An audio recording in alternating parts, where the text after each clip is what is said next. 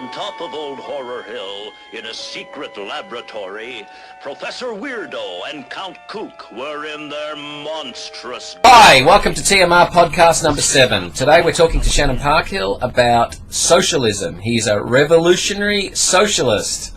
So take it away, Shannon. Tell us what you know about socialism. Cool. I'm a member of Socialist Alternative 2, which is a revolutionary socialist organisation in Australia.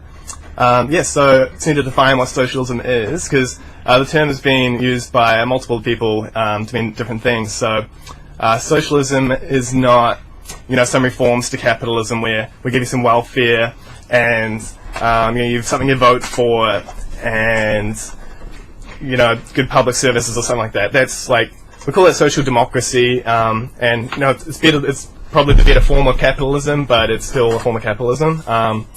Socialism is not, like bureaucratic, what we call bureaucratic state capitalism, as in the USSR and China, North Korea. What about say Scandinavia? I mean, how close? Don't know anything about that country at all, so I can't say. Because they're famous for having the most investment into social services and biggest safety net. So we'd call that a social democratic kind of society, sounds like, Okay. So these are all social democratic societies? Well, I wouldn't say that the USSR and all that were social democratic. I'd say there are bureaucratic state capitalists. But they're still working. They're still working in a capitalist. Yeah, these are all just different forms of capitalism. Socialism is something other than capitalism. So we actually have to start from the premise that we have capitalism, and this is like a process of change of society, right? And that's kind of what socialism is. So you have the idea that you have private property in some unlimited amount, where people accrue huge amounts of wealth through trade. Possibly monopoly and other things. Accumulation through hiring other people to build things for them and selling them. Yeah, and the people who are actually getting, the short end of the system, being the working class. So socialism would be a movement on their behalf to actually get a more equal society, to get a more equal share of the wealth. You'd agree with what I just said? Or I wouldn't say a more equal share of the wealth. That's more of a conservative kind of idea. It would be a completely new way of organising how wealth is produced, how it is distributed, and it would be decided upon by the working class themselves through their democratic organisations. Perhaps I should define what class is, because it is a very central topic to any discussion of socialism. Absolutely. And so class came about when agriculture first came about to allow the creation of surplus. People could create more than they needed. Eventually this resulted in a class which exploited the other. So one class of people originally actually were productive in society. They helped reorganize society and on a larger scale, and were a progressive force, but they started to become ever more self-preservationist and parasitic upon the rest of the population. And so some like classes exist only in relation to each other. So a slave and a slave owner, they don't exist without each other. Same with a serf and a lord, or a worker and a capitalist. You're basically saying we have people, they have needs. They've got to provide for their food, their housing, some level of energy, and they get more efficient and better at meeting these needs. And I'm just gonna cut here just to make sure that our video is freaking good. Alright, sorry for an interruption. Shannon was basically explaining to us how he believes capitalism came about and how the origin of this class struggle came to be. So as our means of production developed further, we started to, there's an increased division of labour and different social relations about how this labour was organised, and so we ended up with a feudal system. But within that, we actually developed, the beginning of a capitalist class. The merchants, small workshops, and then this slowly progressed. Accumulated, got bigger and bigger until we ended up with the Industrial Revolution. And by the time we got to that point, there was the capitalist class was very much a threat to the old monarchy system, and so there was a class struggle between the two different exploiting classes, the feudal classes, like the monarchy and nobility. But when you say two different exploiting classes, I mean, one exploits the peasantry and the other the working class. But you could argue that the monarchy creates no inherent value. They basically have an army and they lord over people. But when it comes to the merchants and the producers of, say, I don't know, horse carts, like the guys that build bridges, stonemasons, etc. I mean, they are the ones that at least originate this creation of things that make the society move forward. In a sense, it's a capitalist class productive. Is basically what you're saying. Yeah, I mean, clearly at that stage, they have a better claim to be in charge of society than the monarchs. Yeah, there's definitely. So that claim was played out in a class struggle between those two classes. And eventually the capitalist class won. There were several revolutions throughout Europe, followed by counter-revolutions, and eventually they won out, and now we have capitalism today. So that's kind of how it came about. So, I mean, in a sense, like, capitalism came out of this class struggle between, the merchants and what would you call them, the tradespeople? Or, I mean, how would you, the smiths, the guilds? Yeah, there was, like, artisans, I guess you'd call them. Yep. Yeah. The merchants, artisans, and the smiths, and the emerging working class as well, had a better claim and overthrew much of the monarchy, much of the monarchies and kingdoms, where essentially you had a small class of parasites turning everyone into their slaves, and they were producing nothing, and a class that wound up at least having that being the spark of the production in society wound up taking over. And I think what happens is that class perhaps takes their rightful place in terms of managing resources, and then winds up progressively being more institutionalized, more abusive, more exploitative. Yeah, and less productive. And less the capitalist productive, class is obviously going down the same path. Earlier on, perhaps they worked themselves and hired a couple of people. So they are contributing as much as the people they're working with, and they're getting paid more there. So it's obviously, they're extracting wealth from the labour of the people they're employing, but they're not exploitative. The ratio of how much their wealth is a result of the exploitation of labour of others and how much it is their own labour, that ratio starts to get more and more out of control until you get like Gina Reinhardt is worth $30 billion and I don't even know what she contributes to society. That's, nothing. That's, nothing. She makes me laugh. Yeah. If you want to get an that check, what I find interesting about Gina Reinhardt is that she makes out that she's running a business and she's making business decisions when all she is a logistics manager, which I could get an Indian courier driver to do the same logistics that she's doing. We dig it out of the ground, we put it on a train, we put it on a boat, we send it out. The country without value adding to any of that. Yeah. The country pays for the train ride. I mean, it's so. I really like what we just did, because you've kind of mapped out this progression from monarchy and feudalism into a capitalist merchant class taking over, and the rationale for it was good, and clearly I'm sure that everybody watching will agree that the people in charge of the wealth today are undeniably a negative force on the well-being of mankind. We're having ridiculous amount of environmental destruction, pollution. We're having poverty at absolutely unnecessary numbers, where the amount of food thrown away in the West. Yeah, so this ceased to be a productive, progressive force, and it started to be a very destructive force, just as like other ruling classes before them were. Can you try to pinpoint what's the class structure like today? Maybe perhaps in Australia and the Western world, because I'm sure that, as much as it would be convenient to have it universally around the world, countries are inherently very, very different. So, what's the class structure today in Australia? So, so as Marx predicted like 150 years ago, there's this constant polarization of the population between the proletariat, which is the working class, and the bourgeoisie, which is the capitalist class. And so that has happened in Australia to pretty much the degree it can. And so in Australia, the majority of working class, about 2/3 perhaps, if you include all dependents and people who, retired that were working class, that's the basic, it's about 2/3 or so.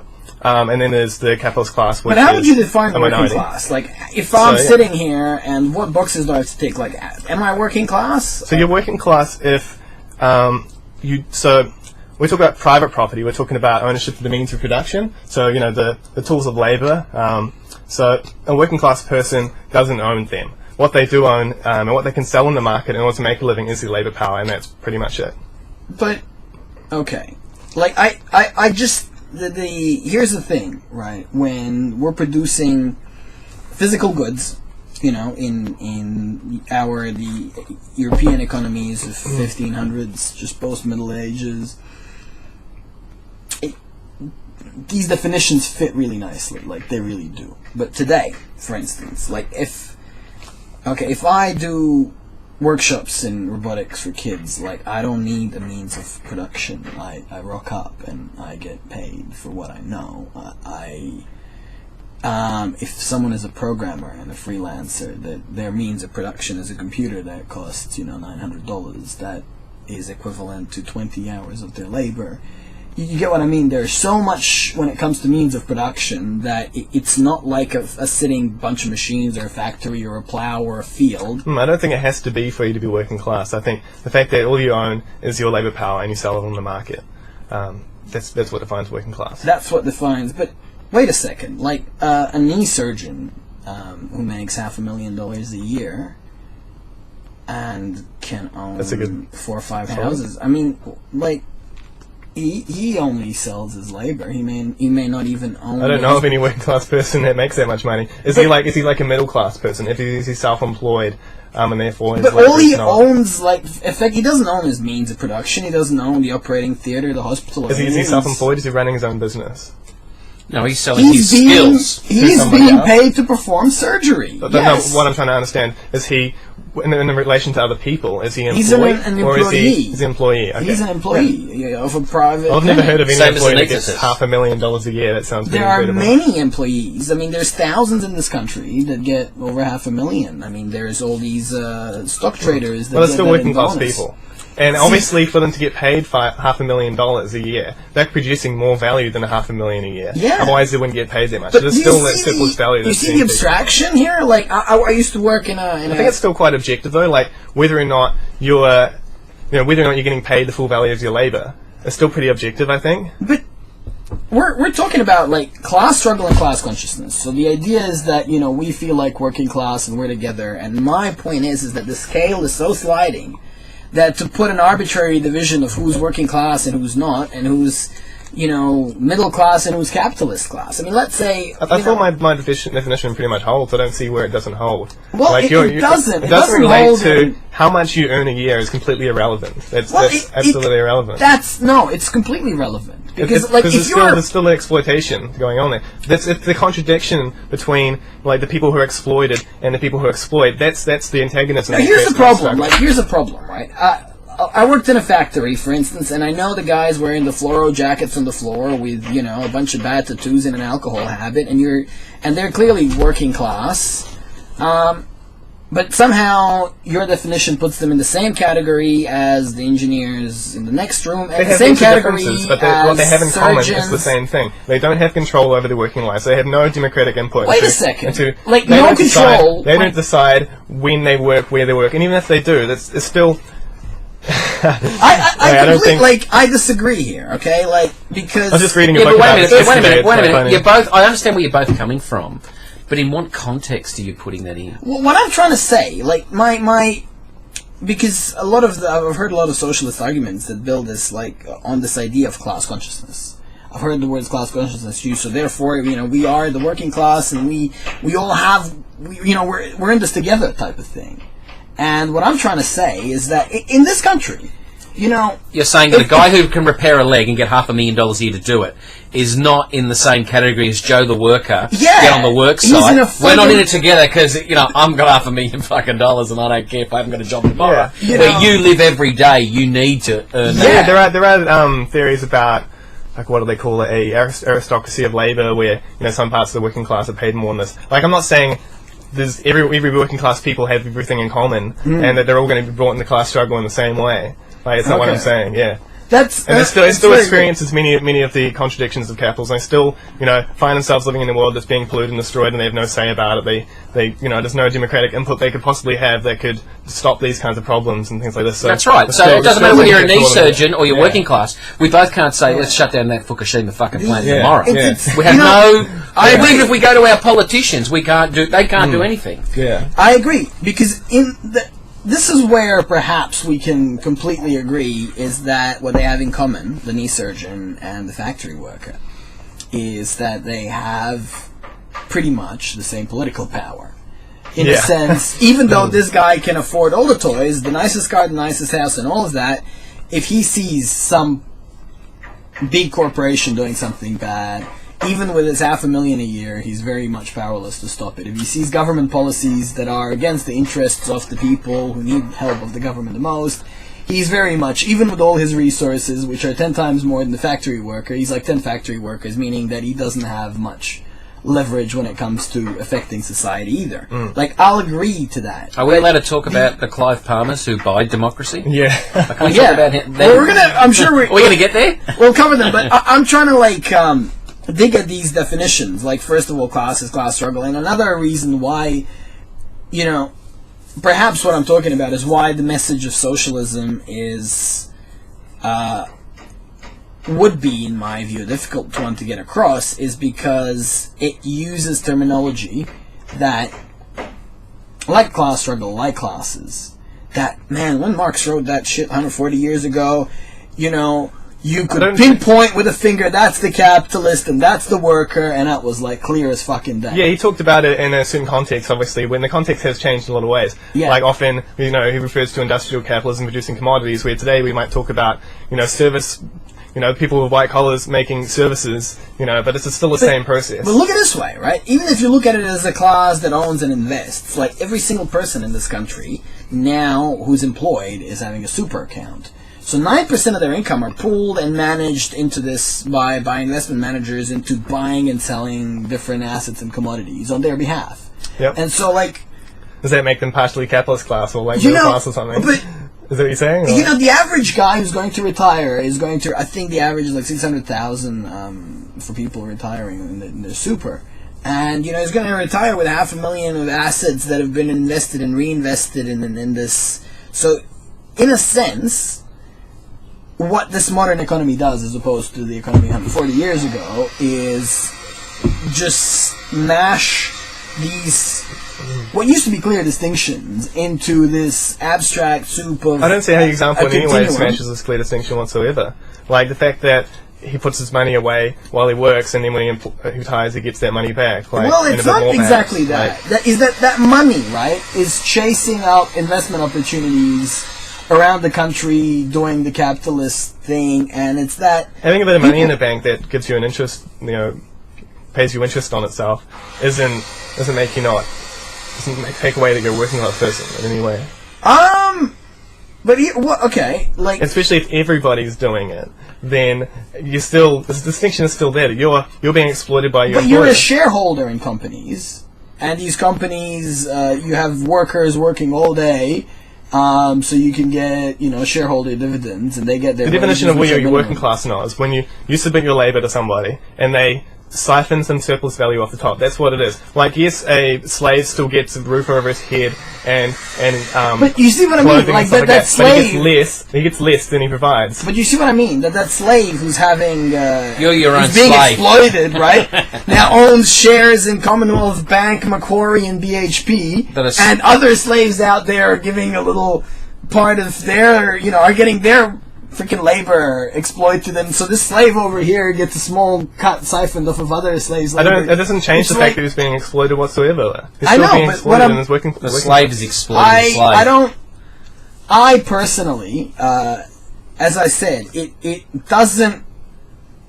This example doesn't change the situation that somebody is in a serf-like position in society. I don't argue that, but the point is, at a small level, at a 9% a year fucking level, right? They are making every person Partly a slave owner, in a sense, a shareholder in corporations which exploit resources, pollute the environment, exploit other workers. So, like, every year, you know, 9% they don't have any control over that, though. They don't have control over how, they can choose who to invest that money with, of course. But they don't have any control over those who they invest with, what they do with that. Like, other than they can choose who they invest in. They don't have control over that at all. We're going to discuss that in terms of practical action. You compare it to socialism as a contrast. That's when this becomes most clear, I think, often. Where, you know, people actually have direct democratic control over how everything that they create is produced. And when you contrast that, it becomes even more clear, really. But can you have that? Can that work? Yeah, absolutely. You know, there are countless examples of workers taking control of their factories. In pretty much most countries, it's hard to find an example really where there aren't constantly learning about new examples. I've seen a lot of East German stuff where they had co-ops. Yeah. And the co-ops, the money, but that's just another kind of middle class kind of thing in a way. You know, having cooperatives where you own your means of production and you're still working based on the same. But you're working in a capitalist system. We're getting to like actually right towards sort of the end. In half an hour, we'll really get into say potential solutions and what are practical actions. And perhaps I think we uncovered something like I brought up the super example. And it just seems to me so obvious that, you know, if everybody's getting 9% of their labor becomes this. Yeah, I think I only need to respond is to say like that this is like a tendency, and it's not like you can have like someone who's worked all their life, has put aside some money and now owns like 10 investment properties, like my dad or something. You know, and in that sense, you know, you can be a bit of each. But you're still there's still very much a clear distinction between which part is which. Like, well, you can be a bit of both. Where I disagree with you, right, is that there is a clear distinction. The way I see it, right, like to the degree that you invest in properties and make money, you're a capitalist. There are to the degree that you work and make your money, you're a worker. Society, right? I would look at look, there's 25% of people I'd define as working class, and it's a mixture of their personal decisions and their income bracket. I mean, you know, there are income bracket in a Marxist sense has nothing to do with whether or not you're working class. It's completely irrelevant. Well, let's say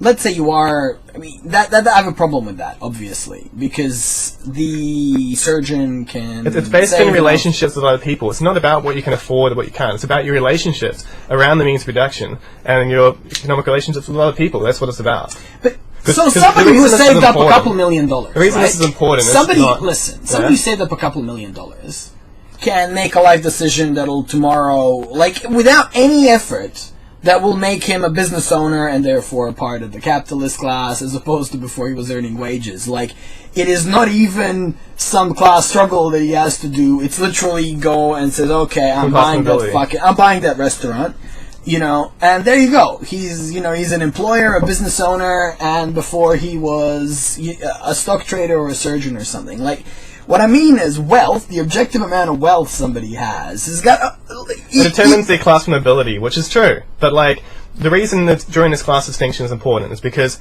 it is contradictions with so Marxist philosophy is about understanding that everything is entirely connected and interrelated with everything else, and there is the aspects within it that come into it that are in conflict with each other that push things forward. So, for example, if you look at like nature and how the race between the gazelle and the lion, there's a contradiction there of interest there, obviously, and this propels forward change of evolution. Like it's in a sense kind of similar, not that it's based on natural selection or anything, but the antagonisms between capital and labour, which manifest between as class conflict between the capitalist and working classes. That this is how this pushes change forward, and this is what's happened throughout history. I agree with that. I mean, I completely agree that the system we have today is to a great extent a product of this. Workers do this and they make a step up there, and then the capitalists do that, and of course, and if you look at the welfare state, I mean, it's clearly a product of the struggle between the workers and the capitalists. If you look at a lot of the things we have in our liberal Western democracy, it is you can clearly see it as some type of compromise reached between these two segments of society with opposing interests. But I guess we really went through the definitions quite well. I made my point, and we're not going to go over it again, is that through this process of evolution, which Marx described and which you just defined, I would say that the roles have, I'm sure you'd agree, today it's a lot more abstract than it was at the time the theory... Don't really agree, but anyway. Okay. Okay, fine, you don't have to. But, like, in my mind, when I look at 1900s, early, late 1800s, and you look at those... The disparity in living conditions. Today we have great disparity in wealth in Australia. Someone in the guy me and the guy there compared to Gina Reinhardt and those people that run the country. It is even bigger than what it was between the mine owners and the miners. The trouble is, I'm here, I got, 50 channels, I got my internet, I'm drinking my organic coffee, I'm, That's just enjoying my to garden. what the miners at the time had when they had their I'm enjoying my cup of beer garden, and I work like 25, 30 hours a week. I'm living a pretty good lifestyle. Obviously technology is advanced, and so production more productive. So the point is that when you reach a certain level of wealth and comfort, the distinction between you and the Let me talk about when the distinctions become far more obvious. Because when capitalism creates crisis, which it does, the crisis that happens in capitalism is not, like economic crises and these types of things. It's not the cause of some bad policy, some outside force. It's because of these contradictions within capitalism, and so. Yeah, like class struggle. In times of high degrees of class struggle, where these classes are really battling it out, the differences become far more apparent, far more distinguished. And so, when you look at these times, you get a far more clear idea of exactly what constitutes these classes, what their values are, how they work, and why. Great Depression, 2008 crisis. So there's a great number of times to really talk about. The last kind of biggest class struggle around the world was in the late 60s and early 70s. You know what? This is going to be our very next topic. I just want to ask you two questions on the kind of philosophical perspectives.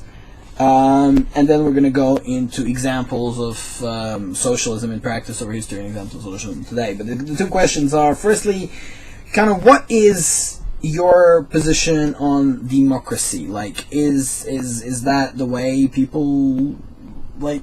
Is that how you feel that countries and nations and regions should be run? So we talk about democracy. It always has a class character. So what we really have today is the interests of capitalists running things, and it's not really a democracy of all the people. We don't really have democracy because the only place where democracy would be meaningful. A bunch of socialist alternative, a couple hundred of you start a community, and there's 200 of you, and you own a patch of land. Would you vote on decisions, and would it be 50? We're really not interested in doing that. That would be. But let's say you did. As an example. I mean, as an example, if a couple hundred people with very, very, very similar values to you yourself, would you adopt a democratic model? I mean, the way when we talk about how the society should be run under socialism, it's not like just us sitting down in our chairs and thinking about how we would like it to be run. It actually comes about through a process, and this process shows, whether or not it's democratic and how it works and everything. So, you have to really look at kind of historical examples rather than just play around with our principles. So you look at historically when workers fight back against the system and take control. Let me ask you a purely hypothetical question. Okay, now there's a couple hundred of you, and you're deciding on whether to buy solar panels or connect to the main grid, right? Yeah. And how would you make that decision? Would you get everybody in this village to vote yes or no? Would you? There's not any the way that how decisions will be made will come back quite organically through the process of struggle, and they'll set traditions about how we make these decisions based on what worked in the past and what didn't. It comes through about the process of struggle. It's not just again. It's kind of the same answer. Well, if through the process of struggle everybody listened to Jimmy, then that's a valid. But what about if Jimmy didn't know what a solar panel was? Should we listen to Jimmy? He doesn't know what a solar panel is. Does he get a vote? I don't get it. You either Let's think about examples. Okay, so how about you personally, right? Yeah. There you are. would you go with a panel of experts, or would you go let everybody vote for this thing? Now, like, it wouldn't just be up to me to decide, because everybody involved in making it, that also had the question posed upon them, or would be affected by the question, would also want to be involved in so much. Okay, well, you could go into. So let's talk about but actual examples. Would ever be like, let's talk about actual examples, because that's where we look to, as socialists looks to actual examples, or like what's happening now, if it's happening right now, and how people like organise themselves. So like the Builders Labourers Federation in Australian history is a really great example. So they started to take over the whole building industry, at least as much as they could as a builder's labourer, and then all the trades. So it got to the point where, the employer would give them a list of what was needed to be done, and they would rewrite it however they wanted and give it back to them. Like, this is how much control they exerted. And they would sit around in a group, and they would discuss it between themselves about how they would organise it. So, and they also were involved with other community groups that approached them and say, we don't want this to be destroyed, this forest or this historic building. And if some of them say, we want to live there, and some of them say we want to live here, but not both can be done. Now, like, you get what I mean? Yeah, so how do you do it? Well, like, it's either ruled by a minority, ruled by a majority, or consensus. So that's kind of, I don't really know of any, I've never heard of any alternatives to that. So consensus is really problematic, obviously, because one minority that disagrees with the rest can pretty much hold the whole process to ransom. And that becomes really authoritarian in that sense. Minority rule is obviously what we have now and what we have had since the reign of class society, and obviously not what we want to continue. So really it has to be by a majority rule. And so you're not going to get your way all the time, but you will the majority of the time. Here is there can be compromises, when there can be compromises. Here's what I believe, to like give you, But should the village idiot get a vote? Well, the village idiot, if he suggests something, like, if you look at actual examples where, say, like the Builders Labourers, I'm sure some of them didn't have the greatest ideas. I'm sure some of them had really terrible ideas. But other people would obviously notice that, like, they sat around and actually talked about this. So someone who noticed that this was a terrible idea would say why it was a terrible idea, and maybe the village idiot would back down, or he'd be the only one that would vote for that option. What about if they started building lobbies? Building lobbies, how do you mean? Well, they lobby together, the village idiot and his friends who have no idea about what they're voting on, but they... So let's look at the social dynamics of what I'd expect the socialist society to run. Like, I expect that, different industries would, in a sense, lobby other industries. Like, we're carpenters and we need more nails, and so we talk to whoever produces nails, and we give them a request. And if, like, industries, are not cooperating with other people in ways that people think they should, well, then you could organise in order to oppose that. Like, let's say you were we needed you to supply me with something, you're like a group of workers, and I'm a group of workers, and, like, we need you to supply us with X, and, it's really bad quality, or you're not providing enough of it, or something like this, and we know you have the labour power to do it, and you're just, like, being very uncooperative. Well, how we, like, oppose that? So let's say I've got a friend who runs it, like, he works as an electricity worker. He'll just cut your power. You're like, this is the worst example, like, the worst possible. But there's always ways of organising it. We can not supply you with the products of the labour if you don't do the same. Yeah. So, like, Shannon, but, like, I have a problem. There's a need for cooperation, and this comes out in workers' struggles. No, I understand that. Shannon, I have a problem. But there's always one person who makes the final decision. This is where I'm going, like... It's not what happened in the Builders Labourers Federation. They actually made a decision as a group. I'm asking you, like, for your opinion as a human being about how you feel about a certain thing, and you're just going, well, in history this and history that. I'll tell you how I feel. I'll tell you how I feel. I feel that, like... direct democracy, voting on stuff, should be the first option. I believe that people would fuck up, and quite often, but then they would learn from their mistakes. And I believe if through the process of, like, okay, we all vote on what we want, and wait a second, in 3 years, if it's pretty evident we made a bad decision about how we're going to build these roads, then we can have a vote on whether we give a bunch of experts temporary mandate to decide what happens to our roads. You can delegate roles. Absolutely. You can delegate roles. And you can instantly recall them from their position of authority that you delegated to them if you feel it's necessary. Like, the primary option, as I'm saying, this is my opinion, the first, if you're going to make a decision as a community, like, ideally over a couple thousand people, perhaps even you could scale it up to a nation, you should be like, okay, let's have this to a vote. And I think an option on that vote is, I do not have sufficient knowledge to provide an opinion. I would rather appoint a panel of a bunch of people who do, or I know I believe that. Yep. And if it comes down to, outsourcing your thinking about something is how the world got messed up.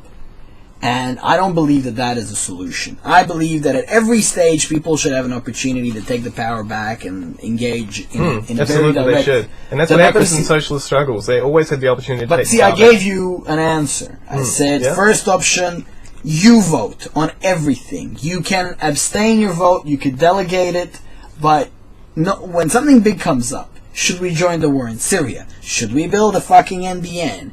Should we increase or decrease the fishing quotas? Big decisions in a state or a nation, ideally, I believe that government doesn't function once you stick over 50, 60 million people under type of one bureaucracy. I don't believe. I think. Well, we don't believe we're against bureaucracy as well, for sure. Sorry? We're against the bureaucracy as well. Yeah. So, but my answer to that is pretty straightforward. Direct democracy, first option. The only way anything other than direct democracy can come into being is if it is voted into temporary existence via direct democracy. That's how I see it. Organically people will come up with that as they struggle, and as they struggle they will come up with that. But that's like... I gave you an answer. I like your answer. That's one way of answering the question. But I think, realistically, you actually have to look at the struggles and see what people came up with. Because they were actually in this situation. They're all the possible ideas, people like you gave your idea, someone else has his idea. Everybody has their ideas, and they all come together, and it works out. And the fact that it does work out is important. Here's with this. Now we can vote on the internet, it'll take us 30 seconds. Fuck, man. Those people in the 40s, they couldn't get a million people. And the fact that they could organize even without this technology means that today we'll be able to do it far, far better. No, I would say... People weren't even literate in Russia when the Russian Revolution happened. And yet they still managed to take control of the production. Yeah, for a weekend, and then, fucking totalitarian. So now we've brought it up, I might as well talk about how the generation of the worker state happened in Russia. Secondly, last theoretical question, you can answer it, quickly. Do you believe that humans have inherent inalienable rights, or do you believe that communities should decide... or countries, or whatever, but do you believe that collectively, at some level, we should decide who has the right to do what, or do you believe that there are inherent human rights that nobody has the right to infringe upon? What do you believe those rights are, if you believe so? I think, I could give you my opinion, but I don't think it amounts to anything. I think, there's a reason why, Marx abstained from saying certain things about, what a worker state would look like, how it would run, because he didn't know. It wasn't until 1871 when he actually saw the first worker state in history, which is the Paris Commune, and was like, oh, so that's how it's done. Which proves he was right, that this, that the processes he understood about capitalism, how it would result in a revolution was correct. And he didn't know about how people would organize politically, how they would make the decisions and stuff like that. My question is very concrete. Okay, but, I live in this freaking house, and through it, how the people would decide to make decisions, they would decide on questions like the one you posed to me. It's not me to the same what do you think? Really that doesn't make sense because you asked a question, does a person have the right to make their own decision, right? Yeah. Based on... People will decide for themselves whether they have the right to make a decision. Look, wait a second, here's an example. Right now, it works great for the capitalists, because they are in power. When the working class are in power, it works great for them too. They organize it how they need to. No, but let's say that people, I have a right to property, and if I own this house, even if there is, 10 trillion... Even if there is, water supplies under my house that the whole city would benefit from, and you can only reach it through my house, do you believe that at the end, while I'm alive and I have a deed to this, it's my prerogative to do with it as I want, or do you believe that, a majority of people can say, well, no, get the fuck out of your own house, we'll give you a fair price for it. Do you think that there are unlimited... I think the question gets a bit distorted when you look at it from within a capitalist society as we are now, because things run by private ownership. And so, things are looked upon as, I'm sitting on some ground that has an asset in it or something, and that's mine to decide. In a society where people have taken democratic control over the means of production, I don't think our attitudes about it will be quite similar. People's values through a revolution change. Marx talked about this as, getting rid of the muck of ages, getting rid of the old ideologies and the old ideas that were really a result of living under capitalism. Like a lot of feudal kind of ideology, the ideology of the divine right of kings and all this. This wasn't completely rid of in the society until the revolution, through the process of challenging that, helped people get rid of those ideas. So I think after a revolution where workers take control, values and point of view would change in such a great degree that I expect probably you wouldn't have a problem with it in the first place in letting people use this, because you would start to find that it actually benefits to you, and that you need people to cooperate with you. And if you're living and sitting on some gold mine that is going to be a benefit to everyone, you're not letting them use it, people are going to think that you're a dick, and it should be I agree with you, and that'd be right to think that, but at the end of the day... But I can't, every time you bring this subject up, right, and people's values change, straight away from the capitalist thing, right? I own it, I have money, I have power, I can protect what I own because I have the money to do so, right? But as soon as you start talking about socialism, I get this idea in my head that, someone's going to make a decision here and there's going to be this stratification. You're the worker, I'm the middleman, I'm the... I always keep thinking that those values would change back into that order. Now, the only reason why I got a job in an office... I don't know. I got in the tourist resort where we're going to send all the workers when they're tired to the tourist resort. I get to manage that every day of the week. Is because my father is on this social part of the peg up to the point of, let's say, 6 men making final decisions on world events. Right? Let's say that I always think that socialism always comes back to that stratification all the time. I think it does. I can't really find examples. I don't know why, but it just feels like that. Yeah. If you look actually at the history of the struggle, it's always been even in Russia, Lenin only had any say of anything and any influence because all the workers were armed. The state became completely decentralized in a sense. It was centralized, but didn't he get rid of all those arms? Stalin did, yeah, but this is after the workers' state was already defeated. This is well after the revolution, counter-revolution had already, the revolution was pretty destroyed. But earlier on, there's no way Stalin would have been able to come to power. No fucking way. Yeah. But, the question was about inherent human rights. You brought up, guns. I brought up property. I don't know. It's...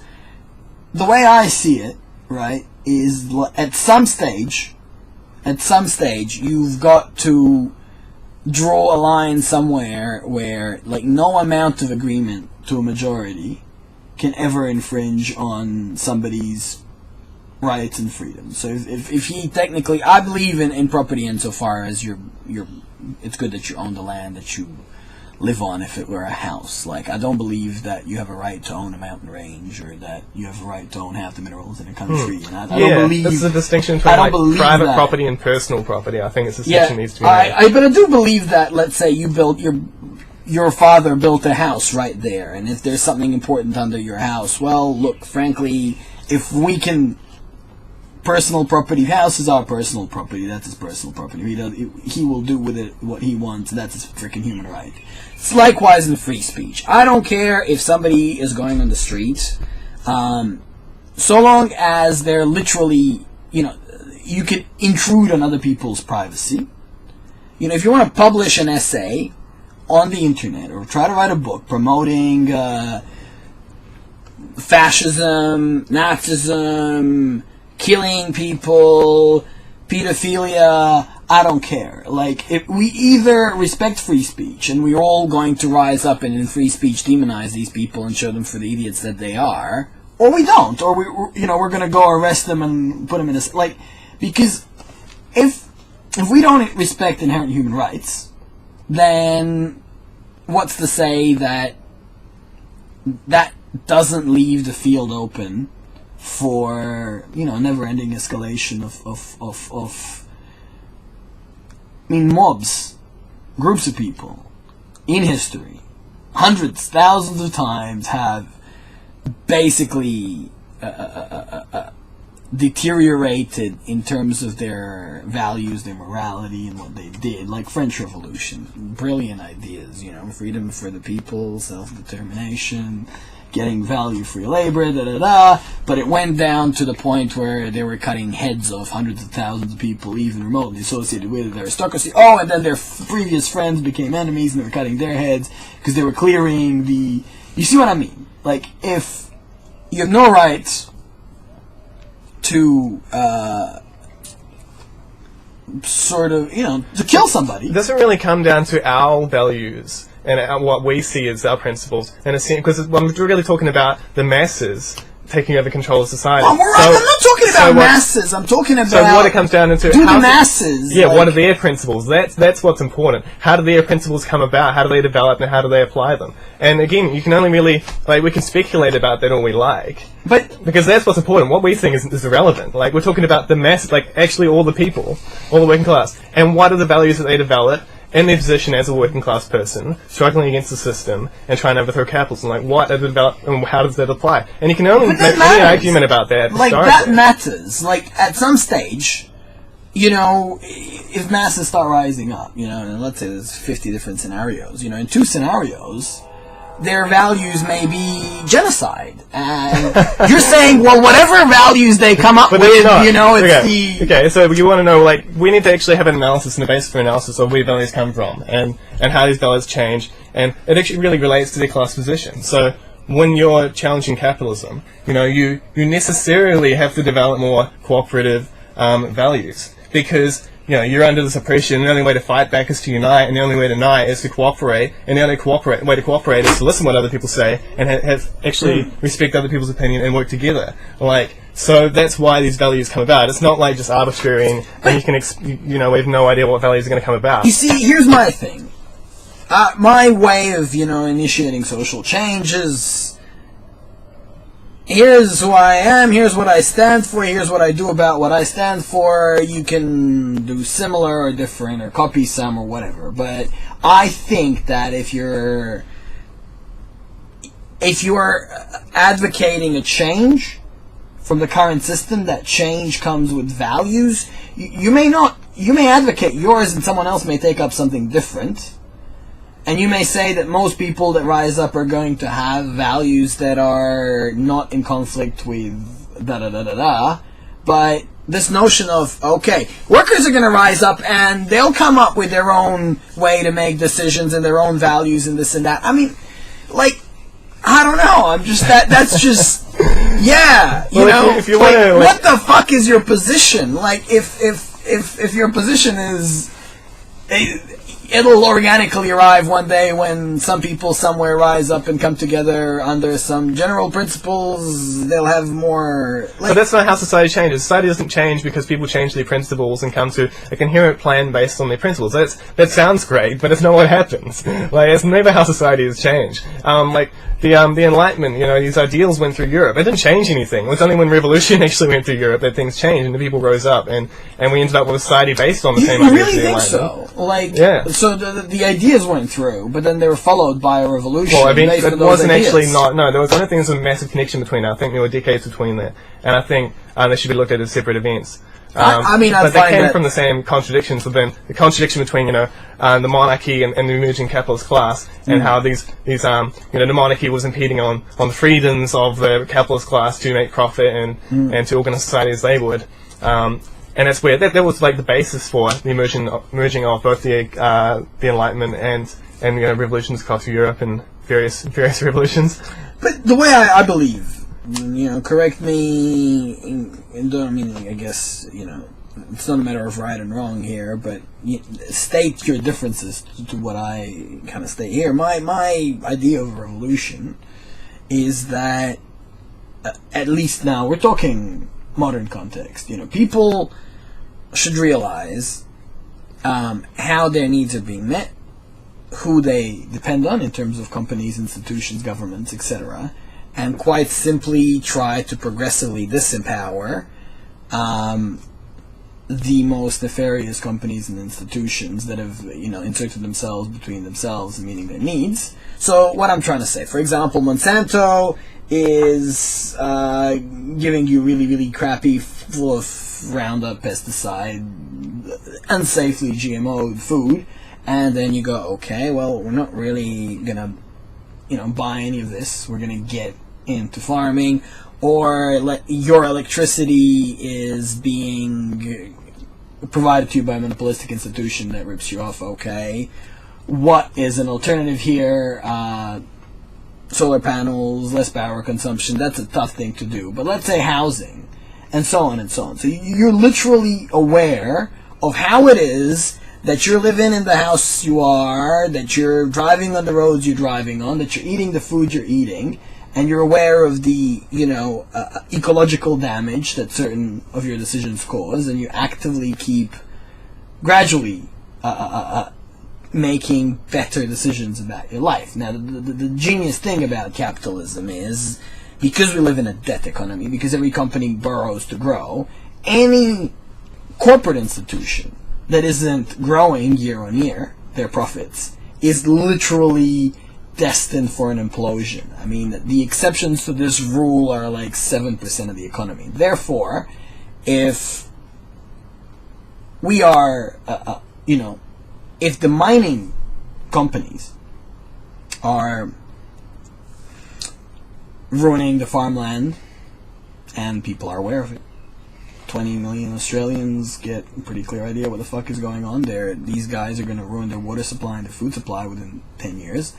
Well, maybe they'll take some active steps to take control of that super, which they can, and invest $0 in mining companies, in which case, by the time 2 million Australians do that, those companies would fail, and all of a sudden the next set of criteria. So, I mean, this even within capitalism, you have struggles between certain aspects of the working class and certain layers of the capitalist class that power over certain industries. Yeah, I mean, the average person, if merely, what I'm trying to say, how revolution comes about, merely with an awareness of what the fuck is going on, forget you have money, power, leverage, no.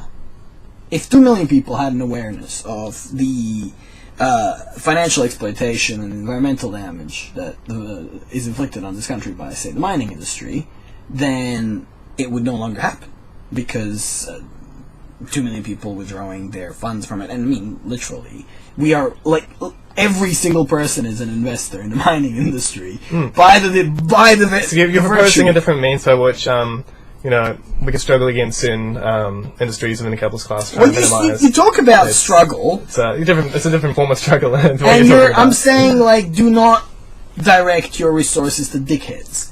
And what happens here is that 98% of the people in this country send a huge amount of their wealth, their personal resources, to corporations that are inherently bad. I basically have an idea of what you're saying, and like my response would be that, I'm all for people making conscious decisions to minimize, the negative effects of investments and whatnot. Like, I'm not asking you if you're for or against it. For like a way to change society, I am saying that today has the potential to cause a revolution. To be a revolution. Like, I mean, these are simple things.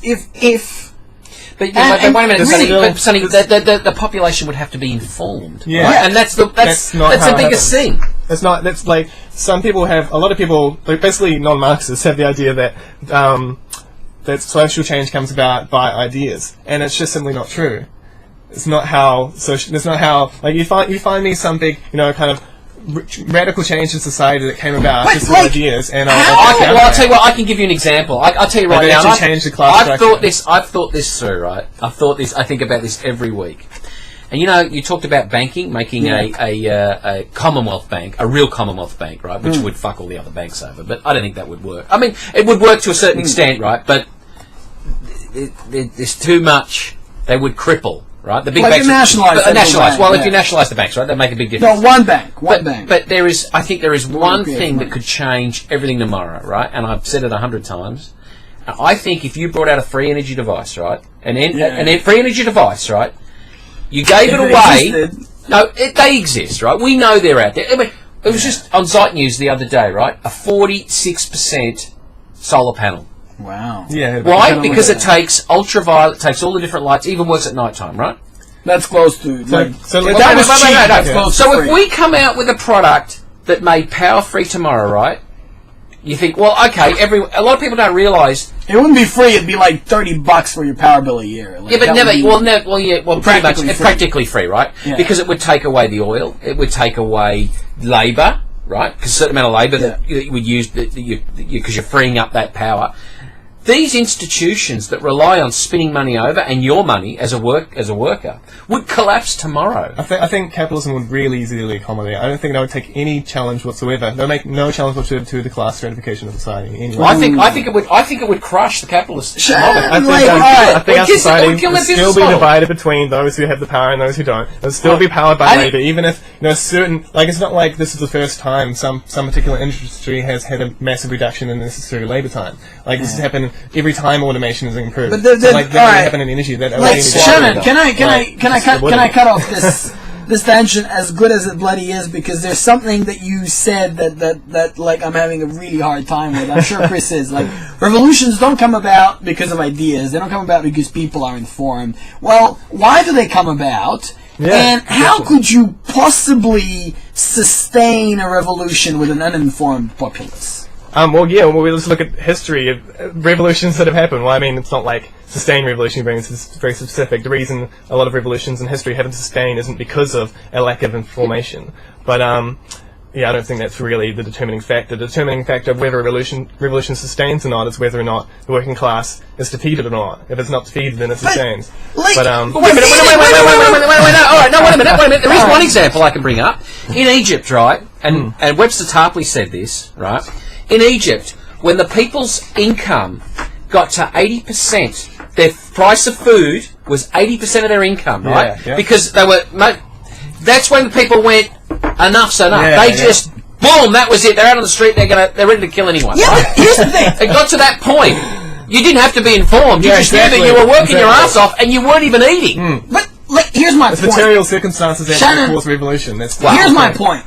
Fuck revolution when revolution means that, people are aware, we're being fucked, and those guys are fucking us. So, they're being fucked more than us. Let's say they put them all in jail. Like, the revolutionaries are really civilized, and they hold little trials, and they put them all in jail. Yeah, that's kind of what happens. Yeah, very civilized.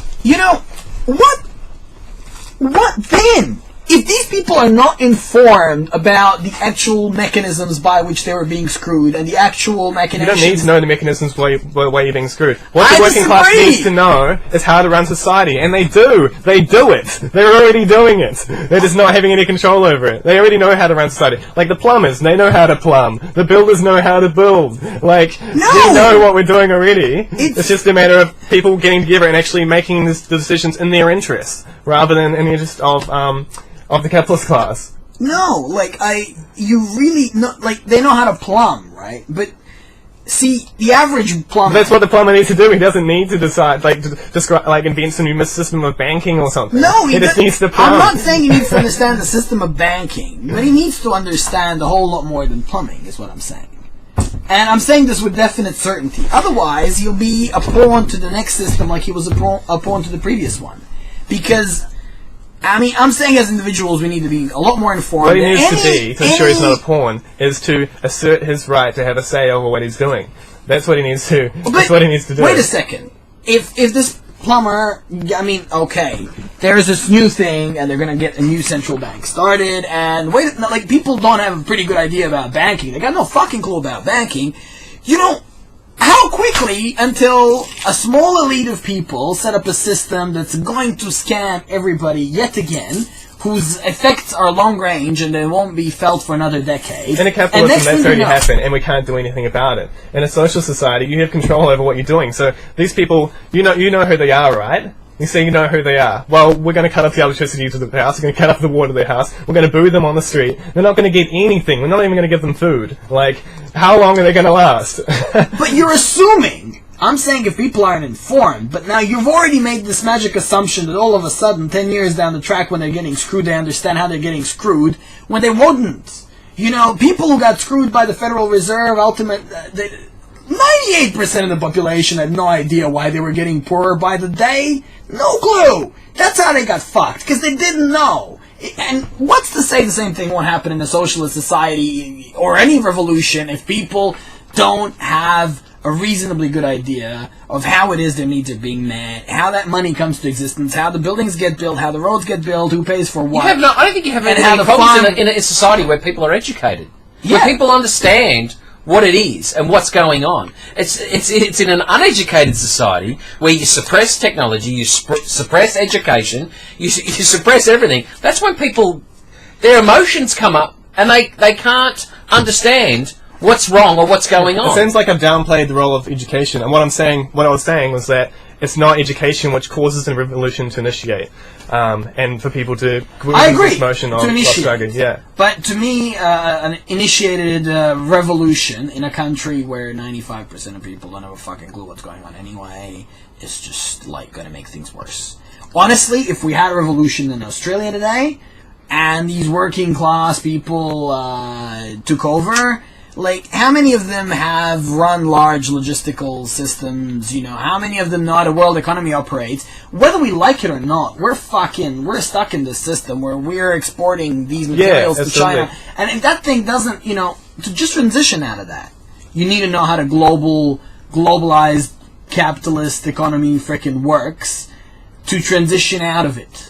You get what I mean? You would actually need people with really good understanding. And like we were talking before, you can delegate any responsibility to anyone, to people who, if we get together and agree, we need to delegate some responsibility to people. Yeah, but if the people who get that shit today are, for the most part, people that are exploiting everybody else, and you can only delegate it to them. You see what I mean? No, but you wouldn't delegate it to the old exploiters. You would, how it worked in Russia was, they organised in the workplace. In this particular case, like, most of the working class worked in workplaces that were between 1,000 and 40,000 people. Like, this is quite, for the time, very advanced industry, despite the economic backwardness in pretty much every other way. Yeah. But, and so, yeah, they would organise, there did be discussion, obviously, amongst the workers of political questions and about the workplace and about anything like that. And for decisions in the workplace, so they would delegate to a council. There would be voted democratically, who would be instantly recallable should the people there who delegated them the responsibility wish to recall them from their position in any way, and they wouldn't get paid any more than anybody else. So they wouldn't have actually any benefits from being in that position. And so that's very similar to what happened in the Paris Commune as well. And yeah, so that's what Marx said. Like when he saw the Paris Commune, he discovered, this is a political way we organise. The Soviets is far more advanced than that, obviously, and in an industrial context as well, which is more relevant.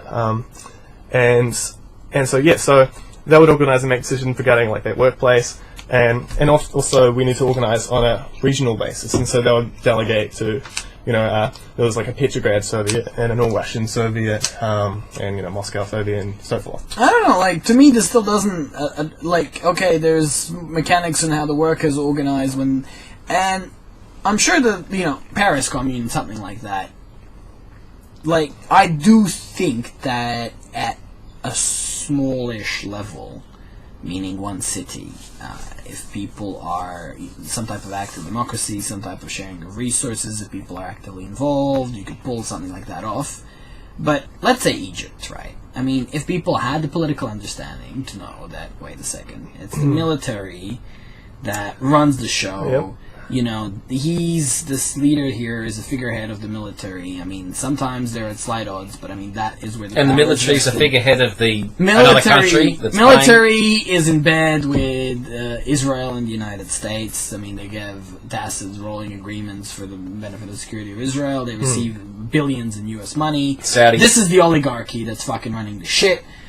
If they went and removed the whole oligarchy as opposed to just him, there'd be no problem. But people didn't really get it. I'm hungry, and this fucking Mubarak guy, he's the leader, and I'm fucking hungry. He's going down, but so through the process, they're still hungry, and now they realize something. Now they realize, okay, it wasn't just that, and they're learning through this process, the process of the struggle. It is actually a teaching process, and it doesn't always happen. Like, for more advanced people to say that, a bit more understanding of actually, what you just said, basically, which is correct, and trying to spread this understanding, like, that's obviously necessary and helpful. Yeah, look, what I'm saying is, exactly. Here's our disagreement. What I'm saying is, like, the revolution in a place where exponentially more people get I wouldn't even use the word educated, exponentially more people get an understanding of how it is that their country, their environment, their employment, their country, their economy, their society is being run. So if you get a reasonable understanding by an ever larger number of people, very peacefully, without any drama, informed people can, especially in a capitalist system, I'd say one of the best things about the system that we live in is that the same mechanism that keeps people running, the treadmill, keeps people exploited, like the debt system, makes all of these mega corporations and institutions so much more vulnerable, because the banks are leveraged 30-1. To knock down somebody who's leveraged 30-1, in translation, means that every dollar you withdraw, they lose 30.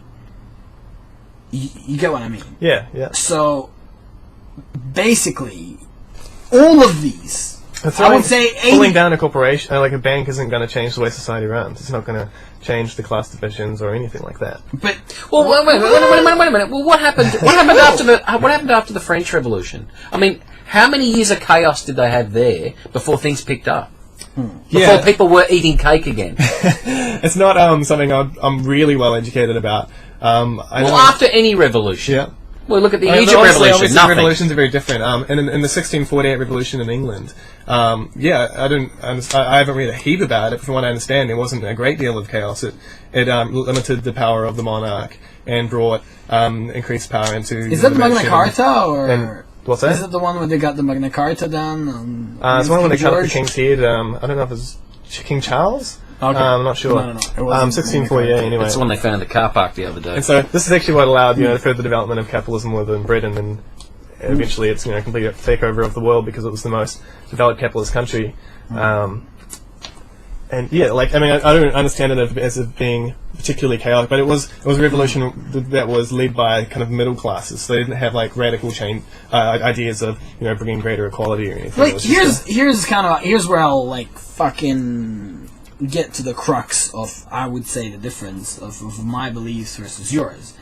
I believe that we live in a world of where the central problem is people not having an understanding about how their lives are run for them.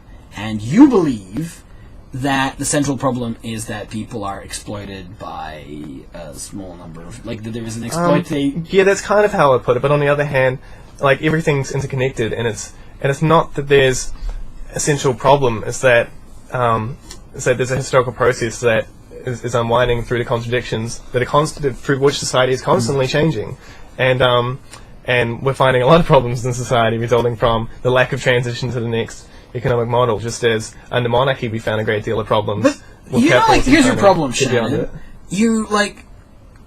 I ask you a question. Is this what you believe the problem is? And you go on 5 minutes of talking on general principles. Yeah. And I actually think for a couple of minutes, and I try to say if I was going to say what is one central tenet that covers most of what I believe the problem is, and that's seriously, I think if people had a clue what really is going on in the world, whatever system we had, whether it be based on free trade, voluntary trade, capitalism, socialism, communism, freaking if most of the population, if freaking a quarter of the population of a country has a pretty clear idea how it is that shit gets done, you are not going to have major exploitation. It's just not possible. It's not going to happen. And if you increase that gradually in a rich Western society, there's so many resources, you would just start to see the most exploitative aspects just dying. Yeah. If you look at the Communist Party in South Australia, they had a bit of a mixed legacy because they were ideologically kind of Stalinist, and later on split and became all Maoist. But anyway, a lot of their actions involved in organising the working class were actually really progressive. They reached, I think, 16,000 people at their peak. The government was ready to try and drive them underground. And they were massive instigators just by having like, a couple of dozen of their members within one particular like industry and in the union there, and organising the workers there on the ground against, fighting against like decreasing the rate of exploitation by fighting for higher wages and giving workers more of a control over their working life by in the Waterside Workers Federation, which nowadays is the MUA when it merged with they started to boycott cargo to certain countries in order to try and like boycott South African apartheid, or to try and help with national independence struggles around the world against imperialism and these types of things. Like, they had a really significant effect, and now we're only like 16,000 people. So yeah, like absolutely having a small group, and the bigger the better. They don't have to be organized or coordinated or call themselves the People's You do need to Federation of organise, anything. because the capitalist class is organised to suppress any change. No. What I'm trying to say is, look, organized, you have more leverage. But I'm trying to say that this doesn't. It's not even a requirement. In my view, it's not even a requirement. It's a booster. But if people know if people understand what Woolies and Coles do, and they just go, okay, like, I'm going to find that local farmers market or some other market or Springville or this market or that market, all of a sudden, this model of how we get goods to people via massive bulk buying from huge producers and knocking down prices and essentially forcing them into like cutting corners, using more pesticides, more industrial methods, and so on and so on. Like, you start off this chain reaction which changes, Have you got a historical precedent of this? Because that to me is kind of like really central in either proving or disproving the validity of this as the way to change how society runs. Because if there's no historical precedent, then obviously there's no contradiction within capitalism which is leading people to do that. Okay, like historical precedent. Well, like, I can think of like certain isolated single issue and certain a minority of the population that organises as individuals to make conscious decisions about their consumption, things like this. But I don't know of it ever like completely challenging the whole means by which society is organised or anything like this. Let's say like if you look at say the Bolivia and their water system, it got bored by Bechtel. This is South America, isn't it? Yeah. And the country it wasn't the government who had no policies of stopping international corporations. It was literally that their water that used to be owned by them now got owned by a corporation. Through the World Bank. Fine, no worries. And gradually, 3, 4, 5% a month, the water bill started going up and up and up and up and up and up, and people just went, okay, fuck this, we're like, that's class struggle. That's what I'm for. It doesn't always happen in the workplace. But it's not the only place it happens. It has to happen in the workplace if it's going to provide an alternative type of society, but it can happen on the streets as well. And or related. If you, the trouble is, you're right.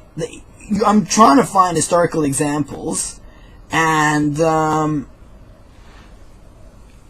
than, for example, that, say, the share of the market that organic food has in European countries, in the US. Let's say, alright, in Europe, you take that example. It is a good example of consumers, by changing their consumer choices, having an effect on society. Yes. But it's very limited. Like, you're choosing between this form of exploitation and that form of exploitation. Like, both of them are still, by the same logic, exploiting labourers, still making decisions based on profitability. But this is what happens. This is what happens. It doesn't actually challenge the system. You could choose but it does. It does. You can only challenge certain decisions of certain businesses. If this is how you need on a one-on-one basis. Like, if this is how you get your groceries and it's the most exploitative, this is some exploitation scale, right? Well, they're all exploitative. And this is exploiting at like 190, and that's exploiting at 60. No, they're all equally exploitative of labor. They're all equally exploitative of labor. That is bullshit. Like, you can't be equally exploitative of labor. I'm sorry, there's people in freaking Google, and I hate, like, the way Google spies on people and shit, but you can't tell me that the guy that rocks up... Some people in different countries are exploited in different levels than others. But it fits to they're not equally exploited! You just said they're exploited to different levels. That's the thing. But they're still exploited to the degree that the market allows. So, like, in a different country, maybe they produce, for every hour they work, they produce $60 American of value, and they get paid, like, 2 of it. And that's the market standard in the area. If you're going to employ someone else in the area to do the same job, they're going to be exploited the same amount, or you'll be paying more. If I work something I enjoy doing, 15 hours a week, right? And someone who employs me gets $10,000 of value, and I get can I just follow up that example of value? Because it eliminates something. So let's say someone's hired for they pay $2 an hour and they create $60 worth of value each hour. Someone else that gets hired and is paid $3 an hour, they don't create $60 worth of value an hour. They actually have to sell their product at $90 of value an hour in order to make up. So they're still being exploited by the same amount. Why? Sorry, because increased capital, or it'd be somewhere in the middle. But it'd be still the same rate of exploitation. Why not 63? Because there's more capital that's invested, and capitalists expect to get a certain return on their investment. They don't just, if you invest $3 more, you don't want to get extra $3 back. You want to get, that rate of return. If you get $4 back, then that's a pretty good rate of return. You're going from $2 paying them to $3. You're paying them an extra half the amount. You want to get an extra half the amount. No, it doesn't work that way at all. Yeah, you still want a 10% return on your investment. Yeah, you want 10%. Twice as much. You want twice as much profit. You know what 10% of an extra dollar is? 10 cents. Yeah. But in this example, obviously it's more than 10%. I'm talking about you give them $2 and you quoted like 80,000%. And I mean, that's what I'm saying. Yeah, well, whatever it is. It's not feasible. But whatever it is, if you increase the amount of money you're paying that worker by half, you increase the amount of profit you extract from them by half. So you're still whatever that proportion of surplus value relative to capital investment and labour. It's the same proportion. But here's my thing. So it's the same rate of exploitation. Whatever, worker, employer. You don't seem to acknowledge win-win transactions, because if someone wants to pay me for $1,000 an hour of my time, such that I could work 4 days, whatever, $150 an hour, such that I can, make a living of 4 days a month and be very, very, very happy, very, very happy. If they make 10,000. It's a win-win. And I make it's 5. a win-win for you relative to your other options within capitalism. But as a total, I don't think it's a win-win. I think it is. Relative to your position here in capitalism, it would be. If someone was going to pay you twice as much as anyone else would pay you, obviously it's a win-win relative to all the other options. It's not relative. Every decision is relative to your other decisions in terms of what's a win-win situation. If I offer you a cow for $100, someone else going to offer you 2. You're going to see that as a win-win, and this is a win-lose. Yeah, but here's my fucking problem, right? If people are living comfortable lives with a huge amount of free time, then the exploitation is irrelevant. Or something. Then it is irrelevant. I mean, then it's not exploitation. Then it is. Okay, we disagree on the definition of exploitation. Exploitation, in a Marxist sense, is extraction of surplus value. So he's talking about surplus value. What he's saying is that you wouldn't be exploited if you only worked. The amount of labour you put into it, you got that same value back. Yeah. But there's no such thing, because value's not based, and I've heard this before, but your value of what you are is not based on your labour. It never has been. Well, I mean, it might have been once upon a time when we didn't have horses, because each horse has X amount of horsepower. It takes a certain amount of labour to invest to feed that horse and to maintain that horse, and to the degree that horse creates extra value, it is taken it creates extra value. Yeah, it is taken more labour to maintain, and as capital investment as well. I'll tell you what I'll tell you what exploitation in my definition is. And I mean, this is kind of relative, but it's not of somebody getting extra value of the stuff that I do. I don't call that exploitation at all. I call exploitation when somebody... Yeah. I call exploitation... That's the very common liberal definition of exploitation. I call exploitation when somebody is living a shit life, essentially. If they're in a job that they... don't like for whatever reason. Yeah, well, they're forced. They don't have what a Marxist would call it is just like a shit wage. It's not, and I guess if you get paid less, then your rate of exploitation is higher if you're doing the same work and creating the same amount of value. But wait a second, But Shannon, here's an example. It's a very scientific term. Here's an example of like what I kind of want to do professionally, right? You know, like let's say I developed my system, my automated watering systems to a relatively high level of performance. I could go and knock on some organic farmer's door and say, listen man, it takes you probably 30 hours a week to water all these things. I could set this up to be better than you'll do it manually because you'll optimize the amount that each plant freaking needs. It'll be 2 days of work for me. You'll pay me $4,000. You are going to, by any rationale, even if you value your labor at like $10 an hour, you are going to save 4 times that in 1 year. Like, I mean, the notion that somebody's getting exploited here, to me, is ridiculous. Because I'm getting a considerable amount of wealth for a small investment of my time, and he's getting a superior situation than he was previously in. He's delighted, I'm delighted, it's win-fucking-win. And, like, for me to, like, try to understand this like as exploitation is just bending reality to I don't know. It's not exploitation. It's cooperation to be more productive. That's what it is. It's based on a class relationship of who owns the means of production, though, and the person who owns the means of production can pay the person who offers the labour less than the labour is actually worth, and that's why it's exploitation. Okay, so wait a second. I'm the guy that made this business proposal, and I get a higher hourly rate benefit. No, but because he owns the land, like, I'm being exploited. Like, well, why should he own the land? How does someone actually own the land? It's like a really intangible relationship between the person and the land that doesn't really exist subjectively. Never mind. Like, but it's all based on his ownership on the land. If he didn't own the land, and you could go there and you could work there and get the full value of what you're producing. No, actually, fuck no.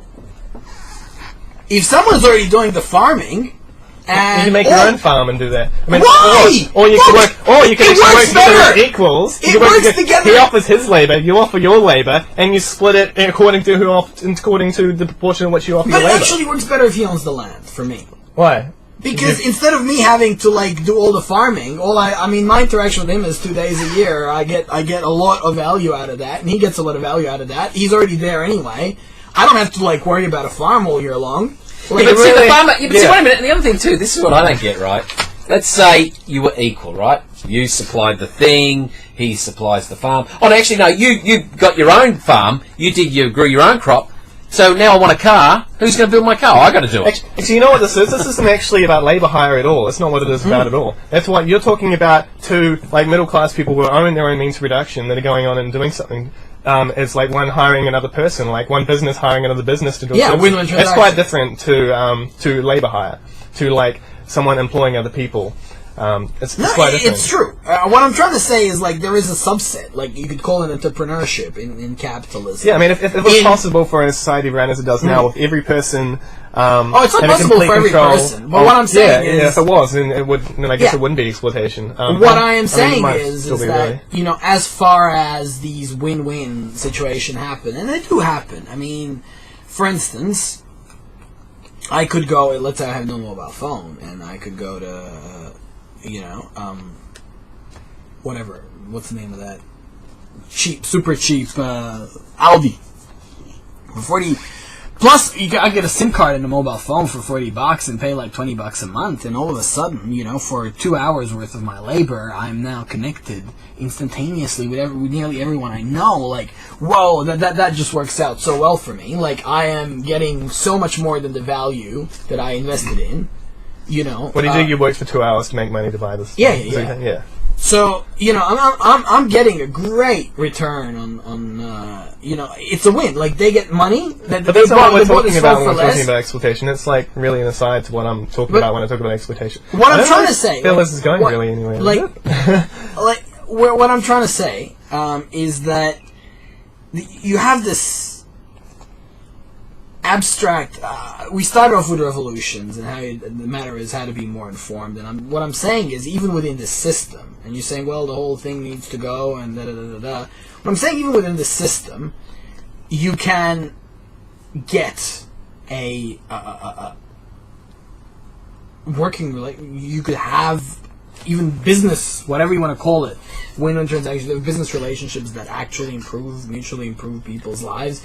You could disempower while you could empower certain aspects of it, disempower certain aspects of it, and you're slowly bringing down the worst aspects, the worst parts of the capitalist class. You're kind of like, so you're kind of creating like a moral survival of the most moral capitalist, kind of creating this new kind of. What I'm saying is like you are by choosing who lives and who doesn't. Like you are as a capitalist. What I'm saying is that the way that the system, in my view, right, is going to change, evolve, isn't that by whole lot of people, because they're starving out on the street and they bash whatever they believe is the government, but they don't really understand. Yeah, I agree. The government. Yeah, I mean, going down the street doesn't create an alternative. I agree. They get them, some of the people amongst them in charge, but all of a sudden they need so many technocrats to actually get the country to run. And that's similar to what happened in Iran in 1979, because actually in Egypt, what actually brought down dictatorship in the end, a very big part of it was not on the streets, was actually in the workplaces as workers went on strike. And what happened in Iran was quite similar, and the workers actually started to take over the workplaces. I actually want to jump to what happened in Poland a year later, in 1980, because this was far more advanced than what happened in Iran. In Iran, they developed, like, each workplace had its own council to run, the workplace, and all the factories and that throughout the city. And it developed through the course of overthrowing the dictatorship, the Shah. But yeah, in Poland, it actually got to this point where what happened in Russia happened again. They created their own workers' councils, building up a solidarity. They actually named their movement Solidarity, and it was like they're creating a quote union, but really they were creating like workers' councils. So they were completely taking over the means of production, because when they were in an oppressive regime and they weren't very economically looked after at all, and so when they all went on strike, they're starving out the ruling class, but they're also starving out themselves to a degree. So they actually have to decide, we're going to stop production in these aspects, but we're going to actually speed up or reorganize production in these other fields of industry that are necessary to keep us alive, like food and transport and so forth, and organize them to benefit us and not the ruling class who we're trying to challenge in order to increase our rights within the system. And yeah, so the questions actually pose: how do you run society in a way that's democratic, or that's to what people want it to run, like whatever their principles are. And so to a large degree, they achieved this. They ran certain aspects of the economy in a cooperative way, and it actually inspired the peasants as well, who started to create their own organizations. And this was a massive challenge to the system. There were problems with it, but that's why we need, this is going to happen. This is what happens. So, I mean, whatever we think about all these other things, how we could make capitalism better, challenges to the system are going to happen. Yeah. And the thing is, when it does happen, is it going to win and actually follow its complete course to the overthrow of capitalism, or is it going to be knocked back and fail? And I guess how do we be a part of that to try and ensure it succeeds? I guess what I'm trying to say is I don't see the system what we currently have. I mean, capitalism is a huge part of how the world is run, but I think that it's some type of a mishmash combination of state bureaucracy, of socialist public services, of capitalist, no barrier, free trade, own everything. We literally have a mix of various I used to see it that way. And I just see it as that the mix, if people are more aware, that mix would steadily drift away from, the nefarious own everything. Like, for example, if boycott Monsanto or something. I mean, alright, you already have these fucking states that tax everybody and enforce the rules that they make up, right? Now, if there was a simple rule that no individual could own more than $25 million, there would be... Now, people would still be wealthy enough to have golden bathtubs, for fuck's sake, and private jets. Yeah, but why is it that, because we have when the capitalist class becomes the ruling class, they make the rules. So how is it the working class is actually going to, the rest of the population, going to impose their will that these laws exist? Come on! How are you going to impose a law that they own all the media. They're gonna. I mean, yeah, we can create our own alternative media and stuff. Seriously, if somebody proposes that, if it comes down to they use violence, they smash up the whole working class. Listen, They've done it a million times before. There are socialist alliance people or whatever, some fucking all sorts of greens and in the parliament. Somebody puts a law, 25 million. Every time they go outside, they couldn't put a tax on the mining industry. No.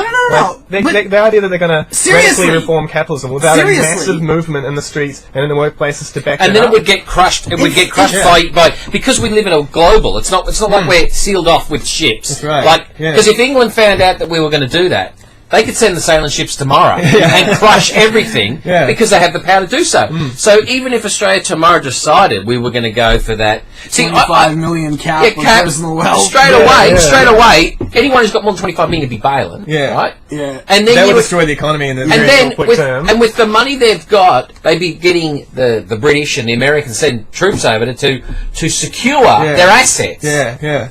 We're part of it has to be challenged in a global way. But that's a problem. See, one of the things that Sonny brought up a while ago, and I've given it a bit of thought because I think it's interesting. If we took care, let's I'm going to bring up the Zygote movement because no one else is. I'm going to bring it up. If we worked for a resource-based economy, right? We work towards that. That's our goal. And then Sonny says, I wouldn't, there's even problems with that, right? A resource-based economy. Everyone would have to be on board, blah, blah, blah. And not only that, the biggest thing is people's values would have to totally change, right? And it's hard. I mean, for me, for 2 years, it was hard for me to see how a resource-based economy would even friggin' work. Because I kept thinking of it inside the capitalist system. I couldn't separate it. So I saw Jacques say, no, capitalism here, resource-based economy here. They don't work together. They can't work together. And he's right, it can't work together. But when you said, and I don't know whether it would be in transition or would be in a resource-based economy, if everyone is looked after, right, everyone's got a house, well, you don't own the house, I need a house with 4 bedrooms because I've got 4 kids, right? And I want to live together and blah, blah, blah, and whatever it may be, right? And then somebody says, now if there's some guy out there that goes, but I want something bigger. I require a mansion and whatever, right? And the society can't give him a mansion because why should they? Well, no, but there's no reason for it, right? I mean, there could be a mansion, you could live in it, and you go, there's no point, right? So Sonny goes, but I want to work my ass off. I want to do 50, 60 hours a week to acquire that. As opposed to like 10. To price to do 10 hours a week. So the rest of us are doing 10 hours a week and then fishing. And Sonny's working 40 hours a week because he wants the mansion. Well, he's got a mental illness. But surely. But if that's what he wants, but if that's what he wants, so be it, right? But he's got to do it. He can't employ the rest of us because we're fishing. We're playing golf. I'm not interested. I mean, unless he wants to get people together with him that also want to help him build a mansion. So be it. I mean, I don't believe build a whole city of mansions, and then you'll all feel inadequate because everyone's got one. It is, but you gotta I want to finish off on basically practical things the questions on in terms of your opinions of what type of activism works, what doesn't, and there's going to be a little bit more argument here because I actually I mean, you've invited me to a few of the rallies, and then kind of weigh up what I could do with my time. I usually decide that rally is not a good use of my time. So, I mean, firstly, the question, how do you feel on people? How do you personally, and how do your people that you know within Socialist Alliance... Socialist Alternative. Socialist Alternative. Here we go. How do they live socialism in their lives? And perhaps more ideas how you reckon, maybe in light of what we spoke about, what you plan to do in the future that you're not doing today. I mean, there's definitely things I'd like to do that I'm not doing today. I'd like to get a bit more involved in the struggles that happen in different ways, in different roles. But how does socialists live socialism today? You can't, what Chris was saying. If that's not compatible with today's society. I understand that, but right now, in where we are right now, forgetting about what we could be. What we do right now. How socialism comes about, how positive change comes about, whether or not it even achieves socialism in the end or not, is by class struggle. So, I used to put, we've got a goal, and then how do we get there, and that was my train of thought. Now it's actually the complete opposite, and it has been since, the early 19th century when Marx came along and taught us about how, revealed for a long-studied history, how class struggle changes society. And now it's really the other way around. Like, class struggle improves society regardless of whether or not it achieves socialism. But socialism is, the end goal of it. And so, it's basically organising and doing that. So wouldn't you get involved in the union? I asked you... So what do we do right now? Yeah, participate in class struggle. So to elaborate on that, people should organise their workers in any way they can, try and find, like, any way by which they can, so you can recruit to your union and get an EVA. Like, that's just like a small step in increasing class. But are you involved in any union? Yeah, I'm involved in PESMA. It's pretty difficult to organise in my workplace, but I do what I can. What's PESMA? Association of Professional Engineers, Scientists, and Managers Association. Are they unit? That's a union. Okay. So, but also, like, other workers in other unions, when they go on strike, even if it just be like a bread and butter issue or whether it be for a safety issue or whatever it might be, you support them. Try to do the best that they can win, so that way they can have confidence to do it again and inspire other people. So you go to protests and when go to picket lines and stuff like that. Like for the MUA, Maritime Union. Australia, they had a picket line about safety standards. Someone was being fired for raising an issue of safety, and like a lot of people have died working this job, even in the last decade. So it's quite important. How many are members that are part of your union? In PESMA? How many come along to those rallies? So there are unionists from other unions like CFMU and so forth that were there. This is like a relatively small picket line. There's about 50 people there in total. There was about maybe 8 or so socialist alternative members there, just supporting, selling, our propaganda, the Red Flag, which is a fantastic newspaper of Australian politics. By all means, give the website or whatever, tell people how they can order it. Yeah, check out redflag.com.au. I believe it's just a new website just up now, recently. And so, so we have educational meetings where we get the public along. So attending rallies, obviously, I think that's a good thing in its own. So you'd say, like, you probably go to, like, I don't know, you've invited me to about 8 in the year. Yeah, probably like one every couple of weeks at least. Every couple of weeks. Right. And we so we use this opportunity not just to fight against some aspect of the system that we disagree with, that is, some form of oppression or whatever. We also use this opportunity to find left-wing people, people who might be interested in these ideas, people who we can talk to about these ideas and try and build a movement. Because when the struggle breaks out, when there's radicalization, which we want to be a part of in the future, we need an organisation of people who have learned from the history of past struggles, who can apply the lessons of them to the present moment, in order to ensure the greatest possible success. Can I just jump in here? There's one thing I couldn't understand. When we had the G20 here at the casino? Yeah, the Socialism protest. Yeah. When I was there, right, and the union did come along, which was good, because the coppers thought it was a bit odd to be facing Kiwis and coconut heads and monster blokes, right, on the picket line instead of skinny guys, Yeah, that's sort of video the builder. Yeah, it sort of went. The coppers sort of went, oh, geez, it's getting a bit hard now. But the funny thing was, it was extremely well organised. People with bullhorns. There seem to be these people that come out from I don't know where, right? I don't know whether they're part of groups and they just sit in the background and they wait. They wait for something big, and it was they pick it in the right spot. They blocked off the casino. Extremely well organised, and the police struggled to find out who these organisers were. They couldn't get their head around it. I noticed the Occupy movement when we had the one in the city. Yeah. Now, I know the guy who is in Victorian Police. I'm not going to name his name, and his job is to look for all the leaders in any movement, right, and to pinpoint them, to see what they're doing, and then manipulate the police to either counteract or to send a group of coppers, which I noticed a lot of. The coppers would line up, the people would be inside and then the rest of the public would be on the outside, and then they would go out in 4 through the crowd in uniform, but you don't see them because it's so compact. They would grab a person they thought that was a leader, drag him back in behind the police line, and then take him out the back and interrogate the shit out of him, who he is, what he's doing, what movement he's part of from. So we'll try and DRS them, we'll try and grab onto them, and join into the picket line. But what we found was, that as the cop, I was watching him do his job, because I was there for 2 days, I was watching him do his job, and he was organising other plainclothes guys that worked for him to go, to organise police to go and get these leaders. They couldn't find the leaders. because they didn't exist. But what they did find was a couple of provocateurs. I don't know where they were from, but these were people that were saying, we need to get out there and smash a tram, block that road up. And the coppers went, who is this guy? Get him. But he wasn't a leader, because there wasn't any leaders. And I'm watching the police, and I'm watching how it's moving and how it's evolving.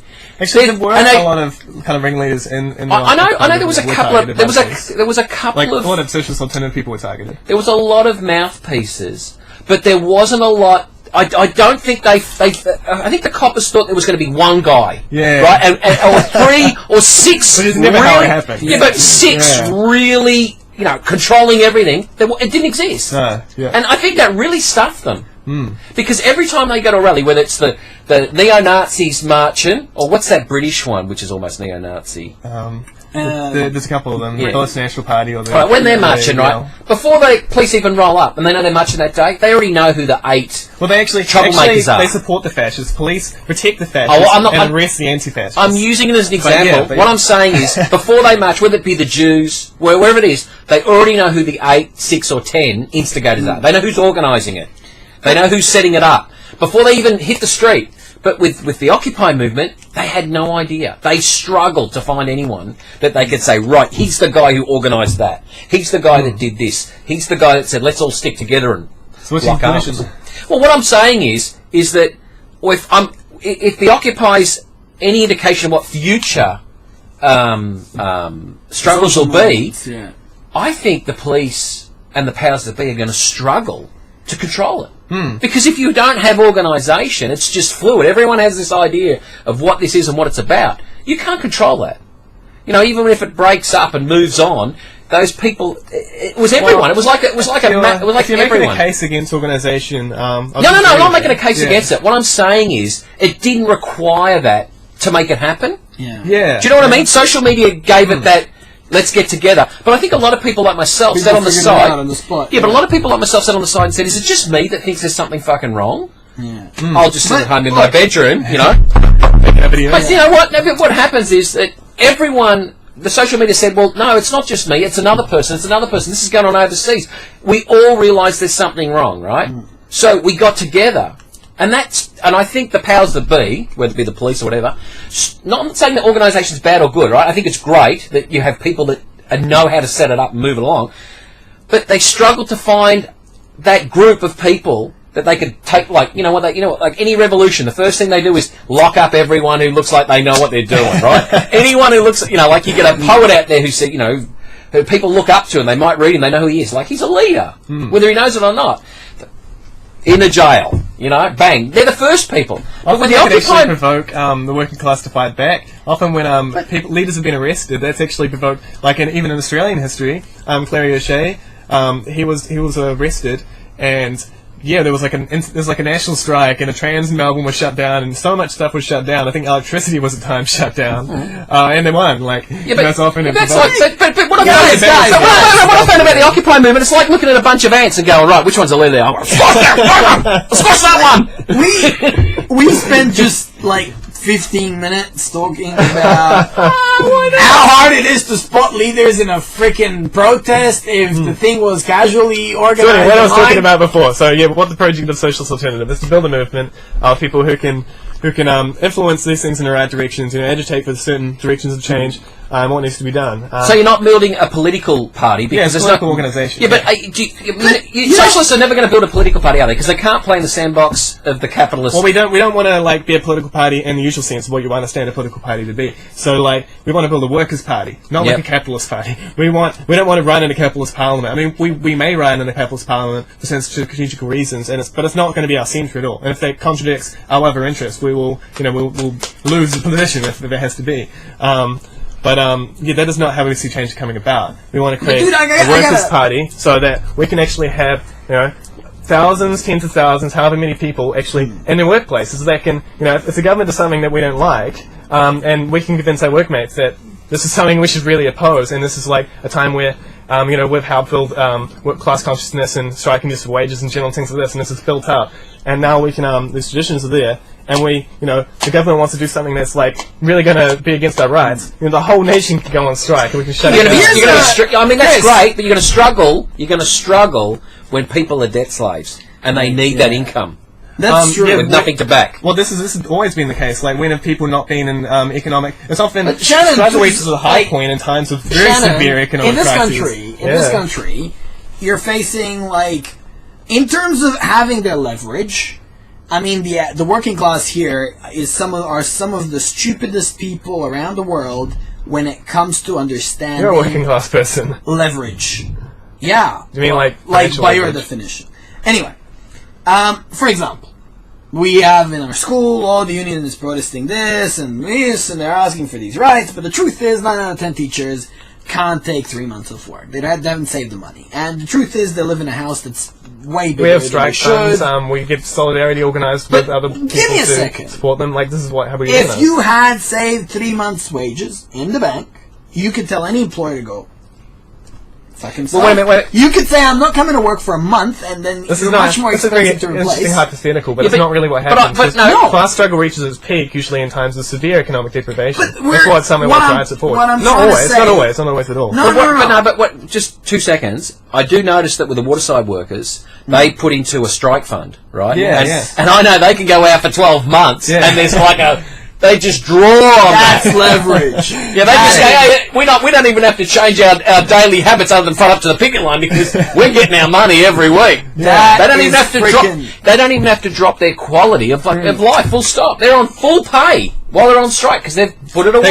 They can often strike, and the conditions of winning is that the boss actually not only has to meet their demands, but has to pay them for the time of which they've been off work. Like this is the kind of when a working class is really organised, they can beat these any kind of issue. But all right, that's a good example there, and I feel like a lot of people are going, working class this and that, while they're being mega consumers and driving around, in a Commodore and living in a McMansion. Don't really see it being an issue. Like, I do see it being an issue. I mean, if you want to leverage your political, of course it does. Debt slave. You're a debt slave. You need to go to a job. You have no leverage. It affects the struggle. It is the economic squeezing of the population. It's stupid. It's not. It is the stupid financial decisions of individuals. Yeah, but however it comes about, when the working class feels the squeeze, however it got there, that's often what pushes them forward into struggle. All right, now here's it's not the only thing that pushes people in the struggle by any means. Here's my issue with a lot of a lot of what the Socialist Alliance Alternative and many others propose. We're gonna take over. It's like this takeover. We're gonna take over the workplaces. We're gonna take over this and take over the. I mean, first of all, in a country where there's so much surplus wealth, why don't you form workplaces? I mean, you look at these protest movements. 10 million people protested Monsanto in the Western countries. So, USA, Canada, Australia, England, Germany, France, etc. To go to a protest, you got to get the placards, you got to get the tram there, public transport, probably got to prepare food. I mean, it probably costs you maybe you would have done something else that day that would have made you money. Like, on average, it's probably $20 a day. 10 million times 20, that's 200 million. If you take the prices of rural land in Victoria or Tasmania or something like that, Canada, places where basically, farmers have reasonable freedom and they're not going to get crushed, we could be talking like 500 small farms. But to me, that's besides the point because it's hypothetical. What is hypothetical about it? Change comes about due to contradictions between different parts of the whole system. And it drives people to do what they do. It didn't drive people to do what he's suggesting. It drove people to go out in the streets and protest Monsanto. So that's what happened. We can't deal with these hypotheticals I wish it coulda, shoulda, woulda. It's not what happened. This is what happened. Dude. And this is what I'm trying to say as an alternative to protest, if people put those resources into actually doing something proactive as opposed to, dear government, stop Monsanto, or wait a minute. mistreating your freaking workers. This comes down to education, and you're right. With that 200 million, you could say I could do seed funding for co-ops, right? Now, if there's someone new, you know what a co-op is, and I know what one is, right? But if I said to you, if you joined a co-op, instead of being Joe the worker making $600 a week, 40 hours busting your balls, making widgets you hate, right? What about if I set up a co-op? You would earn your 600 plus whatever profit the company makes. It's an incentive. You do, and you would shift around your job. I mean, I think a co-op as a transition is a fantastic thing, and I think any socialist that's not part or trying to set up a co-op, I think you're sort of out of kilt with where you're heading. In transition. Before I learned about Marxism, I did think exactly that. Really, before I learned about how society changes and how class struggle comes about, that was kind of very much where my thoughts were at sometimes. When the revolution comes, like when our rights in Australia, our quality of living is constantly attacked, as it is being currently, especially by this new government, this new conservative government. Like our rights are being stripped away, and we're going backwards and backwards. Eventually, this is going to create a reaction. But why not? But when this question is, when the revolution comes, what are we going to do? Like, people who But are you're in co-op, going at it like- people who are in give me- co-op give me are a not going second. to support the working class in the revolution. They're basically the same. They're economically in the same position as the middle class, who always destroy the revolution when the workers actually rise up. Whoa! So It's a class wait a position second. that determines Like, how you react, not your ideas. It's not- So you people should stay in a shittier class position and be more aware, so one day when the revolution comes, they'll all be together. Like, make your life shittier. Don't take control of your life. Don't get more into the production of resources. Don't take over the means of production every day when you can, when you should just go and get exploited by your employer and try to just take over. continue capitalism, just go inside the system and keep perpetuating the exploitation of other people. You're having this idea. Wait a minute, don't get me wrong. I keep perpetuating the system, though. But don't get me wrong. You're just becoming middle class. You know what they say, lead by example. But anyway, forget about that. What I'm saying is, you're right in a way, because as things get shittier and shittier, now it's like they're throwing the crab in the water and heating up. So it's like they don't realise it. And then when your football team says, don't go into revolution, we won't be playing football on Saturday. Watch how many people go, I want to see my team play. Yeah. I'm talking, we've got a bunch of morons in this country, right? But I think it's going to be like the crab in the pot. They're going to put up with the heat. I don't think you're going to see that bang. And we know that this conservative government in right now is going, we need to be more productive. In other words, you need to make less, right? Pay less wages, work harder, so capitalism can make more money. We need to compete against those friggin' Asians. That's all they're saying. Yeah. Look at Egypt. How long were they completely dormant in any struggle whatsoever until what sprung up the it whole would suck to be in Middle East Egypt. revolution. I would 100 times. And that's why we need to struggle now to keep to defend ourselves from the constant undermining of our standard of living and our rights. Yeah, but how do you do that? Yeah, by taking over the means of production your fucking self. With cooperative. You start a company where you share the resources among but that's not your going to change. friends in the values that are consistent with what you believe. This doesn't actually challenge the capitalist system. This doesn't. But I don't you have this idea of challenging the capitalist. But it's the problems that come through the market system and through the capitalist system that are not addressed in any way whatsoever by that. And it's still the contradiction between how relationships in nature. This is not going to change because people get caught. Wait a second. They're still going to have to compete with environmentally destructive corporations. You absolutely fucking not, alright? If you're the guy, hey, your relationship with nature, our food is organic, come to our farm, here's what it is, this is how we do it. People will go holy fucking shit, that looks pretty cool. I support what those guys are doing. And they will. Will they join it? I'm not going to join it. You can join it, you could buy products from it, you could, the point is, you're having you got to bring down this capitalist system. Wait, here's the other thing too. Is you're right with the co-op, because if I'm getting my $600 a week for working at the co-op plus extra as an incentive because I'm sharing in the profits of that co-op, then other people are going to find out about this. The working class type. I'm not talking about people who run businesses. They're going to be drawn. The labor's going to be drawn out of the working class into a co-op. We want to be shareholders. No. Hey, we can't keep. I understand you got to live. There's an example in. I think in Spain. I think it's in Pamplona, and there are like two of the world's biggest cooperatives, and we're literally talking hundreds of thousands of people. Yeah, and I'm aware of that one. Yeah. And but do you know what the problem is with the co-op, amazing. though? I watched that one in East Germany when the people went back into the factories and said, we can manufacture, we don't need a boss. Our boss sold us out, right? They sold, they pretty much, World Bank said, you've got to shut your company down, and they paid the boss off, so he just, mothballed it. The people went back in and run it and started making products. But what happened was, the people who supplied the steel, which was capitalist Thingo, were going, oh no, we're not supplying you the steel. Yeah. Right? They were squeezing them out. Yeah. But then they went off and they found another co-op that were doing steel. And that they got around it.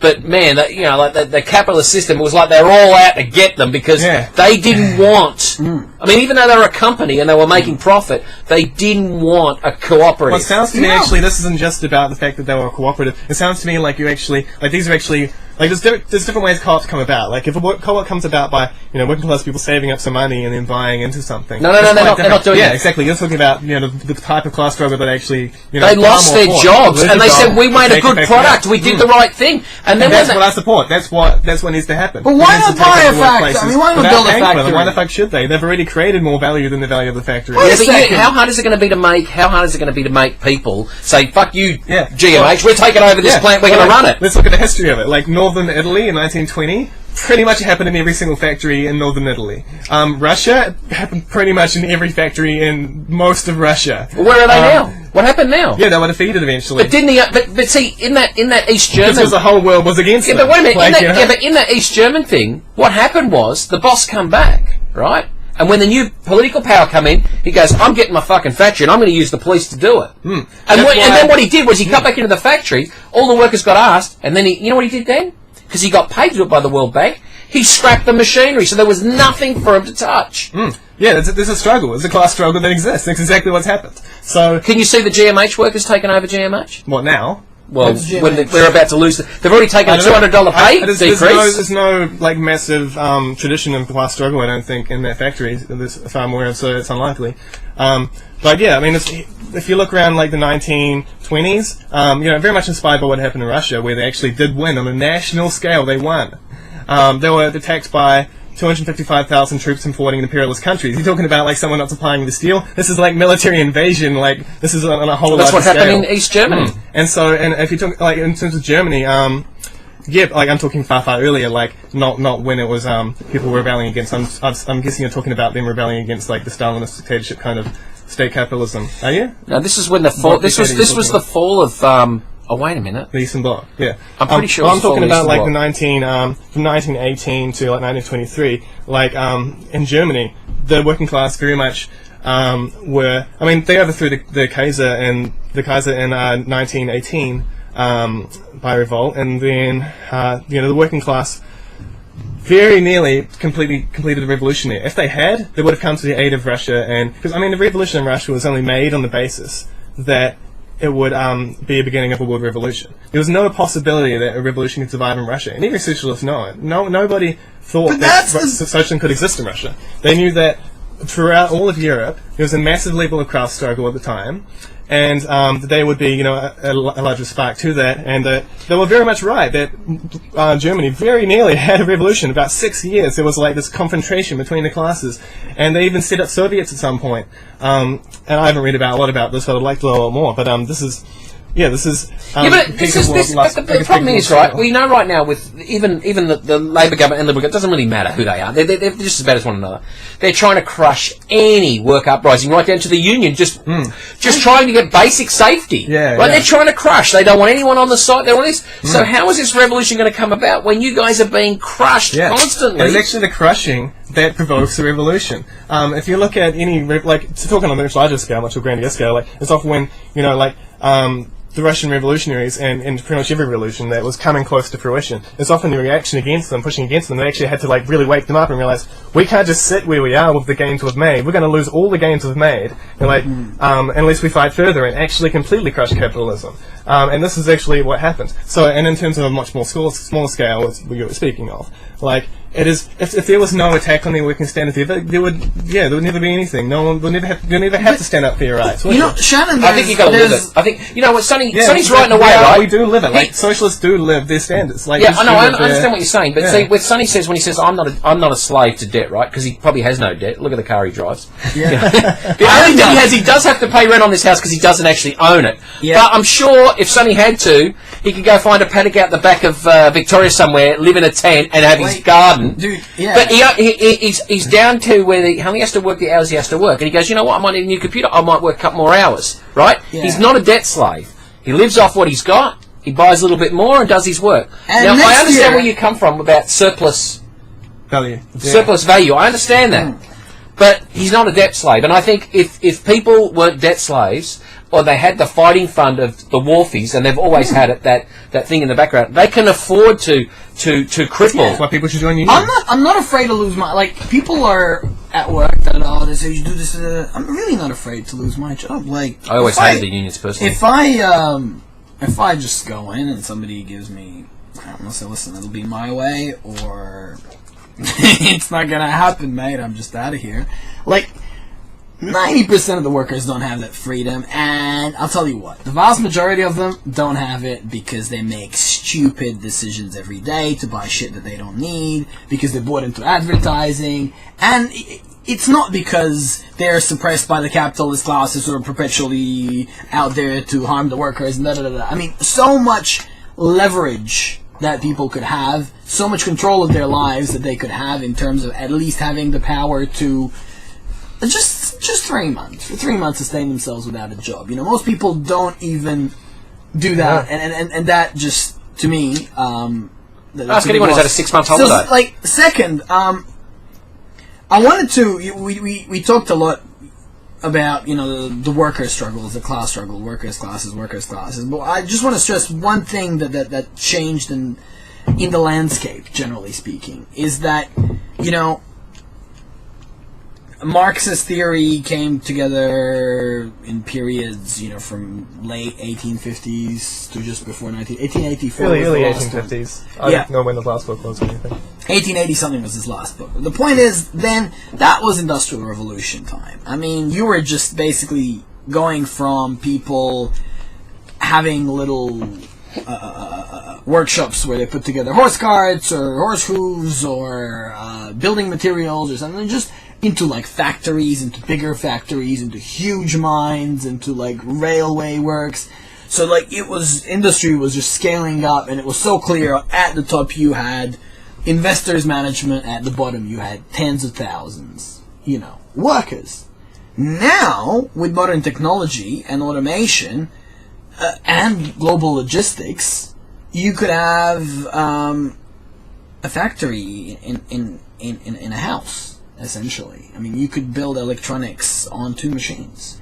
You can leverage the global supply chain so that one dude in Melbourne, LA, wherever, Sydney, orders parts from 100 each from 5 parts of the world, gets it assembled down the street, and this relationship of, you know, fruits of our labor is abstracted, but more importantly, I would say that, first of all, the abundance created by technology, there is enough wealth to go around that it doesn't require, like, this notion that instantaneously we're going to have workers involved in everything's going to be equally shared. Like, if you, within capitalism, try to increase the abundance of things and stop artificial scarcity, like where people in Europe are burning millions of tons of perfectly good food, like, end that forever. Yeah. You know, all of a sudden, just by saying, okay, abundance is a good thing. All the abundance that is non-profitable is literally going to be given out to the people who need it. You can't impose these things upon a capitalist system, though, because it's against the logic of the system. Like, it thrives on scarcity. So you know what? There are all sorts of things that have been imposed successful in a capitalist system. It can be imposed through class struggle against, getting the state. In Scandinavia, people pay 60% income tax. You know, that's been fucking imposed in the capitalist system, big time. You know, in all of Europe, a corporation that's worth probably $1 trillion, Monsanto, can't grow their crops. I mean, that's insane. That's been pretty much imposed, with all the corporate lawyers. The states have imposed that on the capitalist system. I mean, it's so feasible to impose against a particular corporation. Yeah, but to end this idea that we're going to destroy food, and to introduce this idea that we want as cheap as humanly possible abundant energy. How can you really enforce the idea we're not going to destroy food though? Because if people just leave it on the tree and then not pick it and just. We're not destroying it, we're just not picking it. There's always ways around it. Yeah. In Australia, we're ploughing our fruit trees into the ground. I mean, because they wouldn't make enough profit. But the idea is, what I'm trying to say is, technology is existing more and more and more and more and more to create an abundance. In certain cases, you can see it. I mean, you could, look at electronics, for example. They're getting exponentially easier to produce, exponentially cheaper, exponentially quicker, exponentially better. And anything that's labour intensive, we ship it off to a country where we can exploit the worker who's on $2 a month. But even if they were paid even if they paid Australian wages, what the prices actually I've seen articles if Apple paid its employees, US wages, if they paid them really good living wages in China, the cost per their prices would go up by 7%. It's nothing. It's nothing. It's nothing. So this exploitation, when you say, you're propping up the system, and the system is, I would say, with a few minor adjustments that are only possible today and were not possible 20 years ago or 10 years ago. Yeah. You could have not a single starving person in the world, and you could have, a 20-hour work week as a standard. And I would say that rather than some grand global takeover of society or knocking off all the ruling class or if we can have our working hours and if we can feed everybody, we'd be really good and on our way to a more egalitarian system. What I have to say against that is it's reformist politics is what I generally call that. It's let's try and make some reforms to capitalism. And you can carry this out with some success. There's some good reformist politics going on in Venezuela, with the support of, the masses on the streets, and actually in the workplaces as well, ensuring that happens. And there's been an attempted coup against, the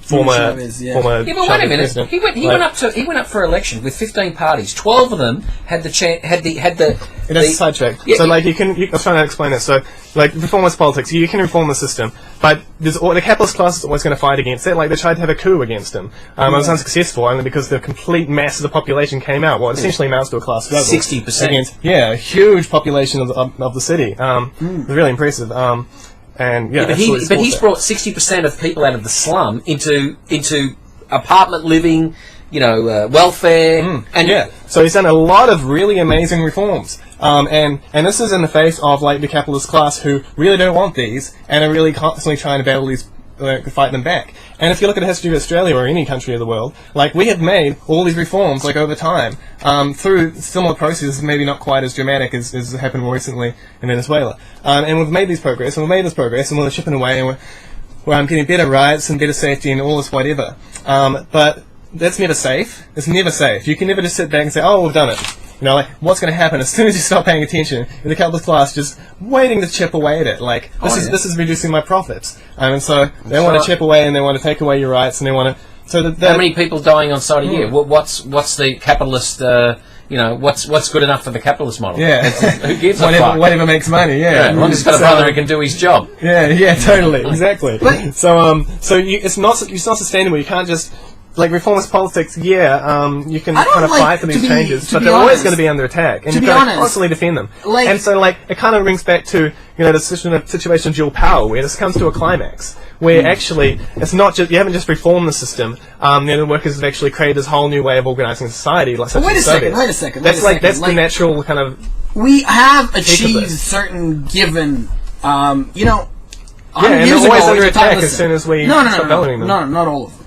Under Marx, in the miners, it was normal that 5% of them died every year. I think I get what you're going to say. If if there was a workplace that's saying, oh, you know, like 5% of people dying every, that's cool. Like, no, we'll never go back to that. People have. Well, I mean, I'm sure you'll find places in the world where it's still at that. You know, and to say we're never going to go back to that, what I'm saying is, an educated society will never go back to that. If we start feeding every person on Earth and just going like, listen, you're a human being, and I don't care whether our system is socialist, capitalist, a mixture, or fucking run by aliens, but you're a human being, you have a right to live, and you know what, we're gonna start individually at school to start accumulating shit so long as everybody in your immediate area is fed. Like, if you start that as a basic human, like, after, when we get to the point that starvation is unheard of, like, you're never gonna go back. Like, there is no way that like, oh yeah, remember when there's these bugs were starving and that was the, like, you're never gonna go back. What I'm trying to say is, you know. But it does go back. You'll find times, you know, like, a lot of the poor countries today where people are starving, and not that they were always starving. Like, you know, they were at times much better, and now they've gone backwards. You always will go back. There always will be a force. Like, I mean, there is a degree to which the capitalist class has a vested interest in the health and education of their workers, so that they can produce the maximum amount of value they could. So there is, like, that kind of counterbalance that actually is the reason why we have, you know, a certain degree of education, and above that, it's really much a fight. We want more, they want less for us. But yeah, that's why we have this certain amount. And we won't go back below, you know, what's actually in their interest. But to say we're not going to go back, I think if the economy really goes terribly in Australia, maybe it's just a pretext to attack our rights further and further and further until I don't think that's necessarily an impossibility that we could end up with. Look, I think that.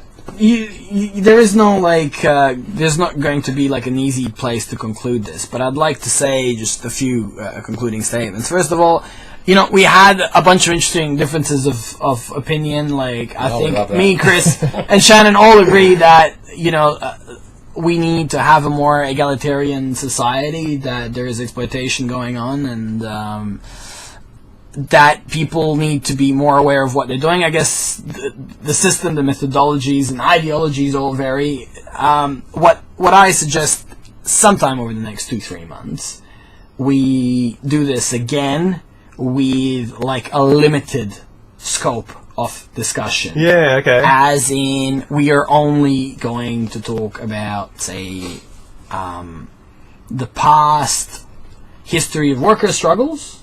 Yeah, we'll talk about that, and we're going to comment on how much that applies.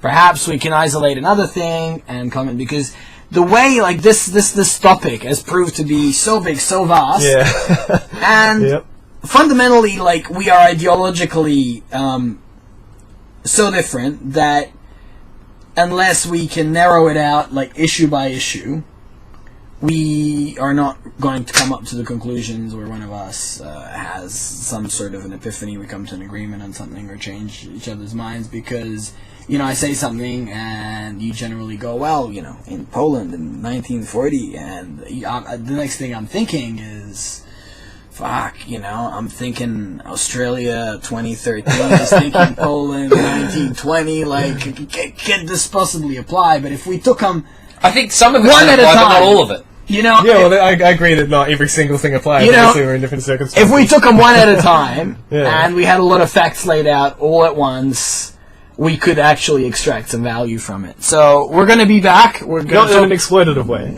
Yeah, we're going to be back. We'll talk more about socialism. Shannon, I'm sure you'll be willing to bring, like, a comrade, commissar, you know, to the next higher ranking officer, to the next podcast. And we'll nail down, like, a narrower scope of topic, and we'll see how we go. But this has been, you know, quite interesting and enjoyable. And the start was a bit slow. Thank you very much. See you later. Longest.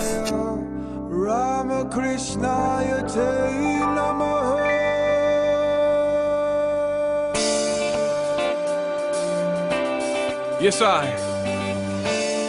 This song is called Be the Change, inspired by the words of Mahatma Gandhi, who lived for peace and not violence, and told us to be the change we wish to see in the world. Freedom's called calling, I feel the fire that's deep inside us. Everybody wants change, but tell me who will guide us. To the leaders that pass away, put up your lighters. It's a beautiful struggle, but it cannot divide us. We're the ones that we've always been waiting for. See yourself in the mirror and open up the door. Walk through it and feel the love throughout your pores. Be the light, life's purpose is to feel joy. Metaphysical, lyrical, standing up for truth. The only one to make change is walking in your shoes. Be the example, don't complain about the news. Making music and serving the world with the loo. Now you can be the same, or you can be the change. Find strength from inside, break through the chains. No one to blame, nothing to prove. You create your reality, it's up to you. Be the change that you wanna see in the world, like Gandhi live for peace. Aspire to be someone who fights for the beliefs, like Martin Luther King. Aspire to be that love, that light, like Christ, life for the moment indeed. And if you believe in Jehovah, Allah, Buddha, Krishna, it's love to me. My soul yearns for peace in a world that's flooded with war. History's littered with body scar, trying to settle the score to maintain an archaic platform of power and greed. People fight for land out of survival and need. So I'm killing my television and I'm planting a seed to fill my head with knowledge that I'm seeing recede. Due to the media propaganda killing my creed. Oh, what don't kill me make me stronger, feeling straight when I bleed. Fight for interest before it's attached to feet. They try to sell you anything in this world, nothing for free. Land, air, fire, and water, they keep up in the ante, while the anti-proletariat hold the powers that be. But we keep fighting, surviving and thriving, recycling and rhyming. We constantly inclining, we see through the lying and prying. They tactically keep trying to keep you from asking the why. Be the change that you wanna see in the world, like Gandhi live for peace. Aspire to be someone who fights for the beliefs, like Martin Luther King. Aspire to be that love, that light, like Christ, life for the moment indeed. And if you believe in Jehovah, Allah, Buddha, Krishna, it's love to me. We find solutions, different possibilities, creating organizations like Aspire to Be, inspiring young minds to see, building life skills, nurturing creativity, fulfilling the youth's basic needs, listening actively, teaching the tools to succeed, positive role models, we plant the seed, the roots drink the water which feed the trees, someone help me, giving back is my responsibility. Be the change that you wanna see in the world, like Gandhi live for peace. Aspire to be someone who fights for the beliefs, like Martin Luther King. Aspire to be that love, that light, like Christ, life for the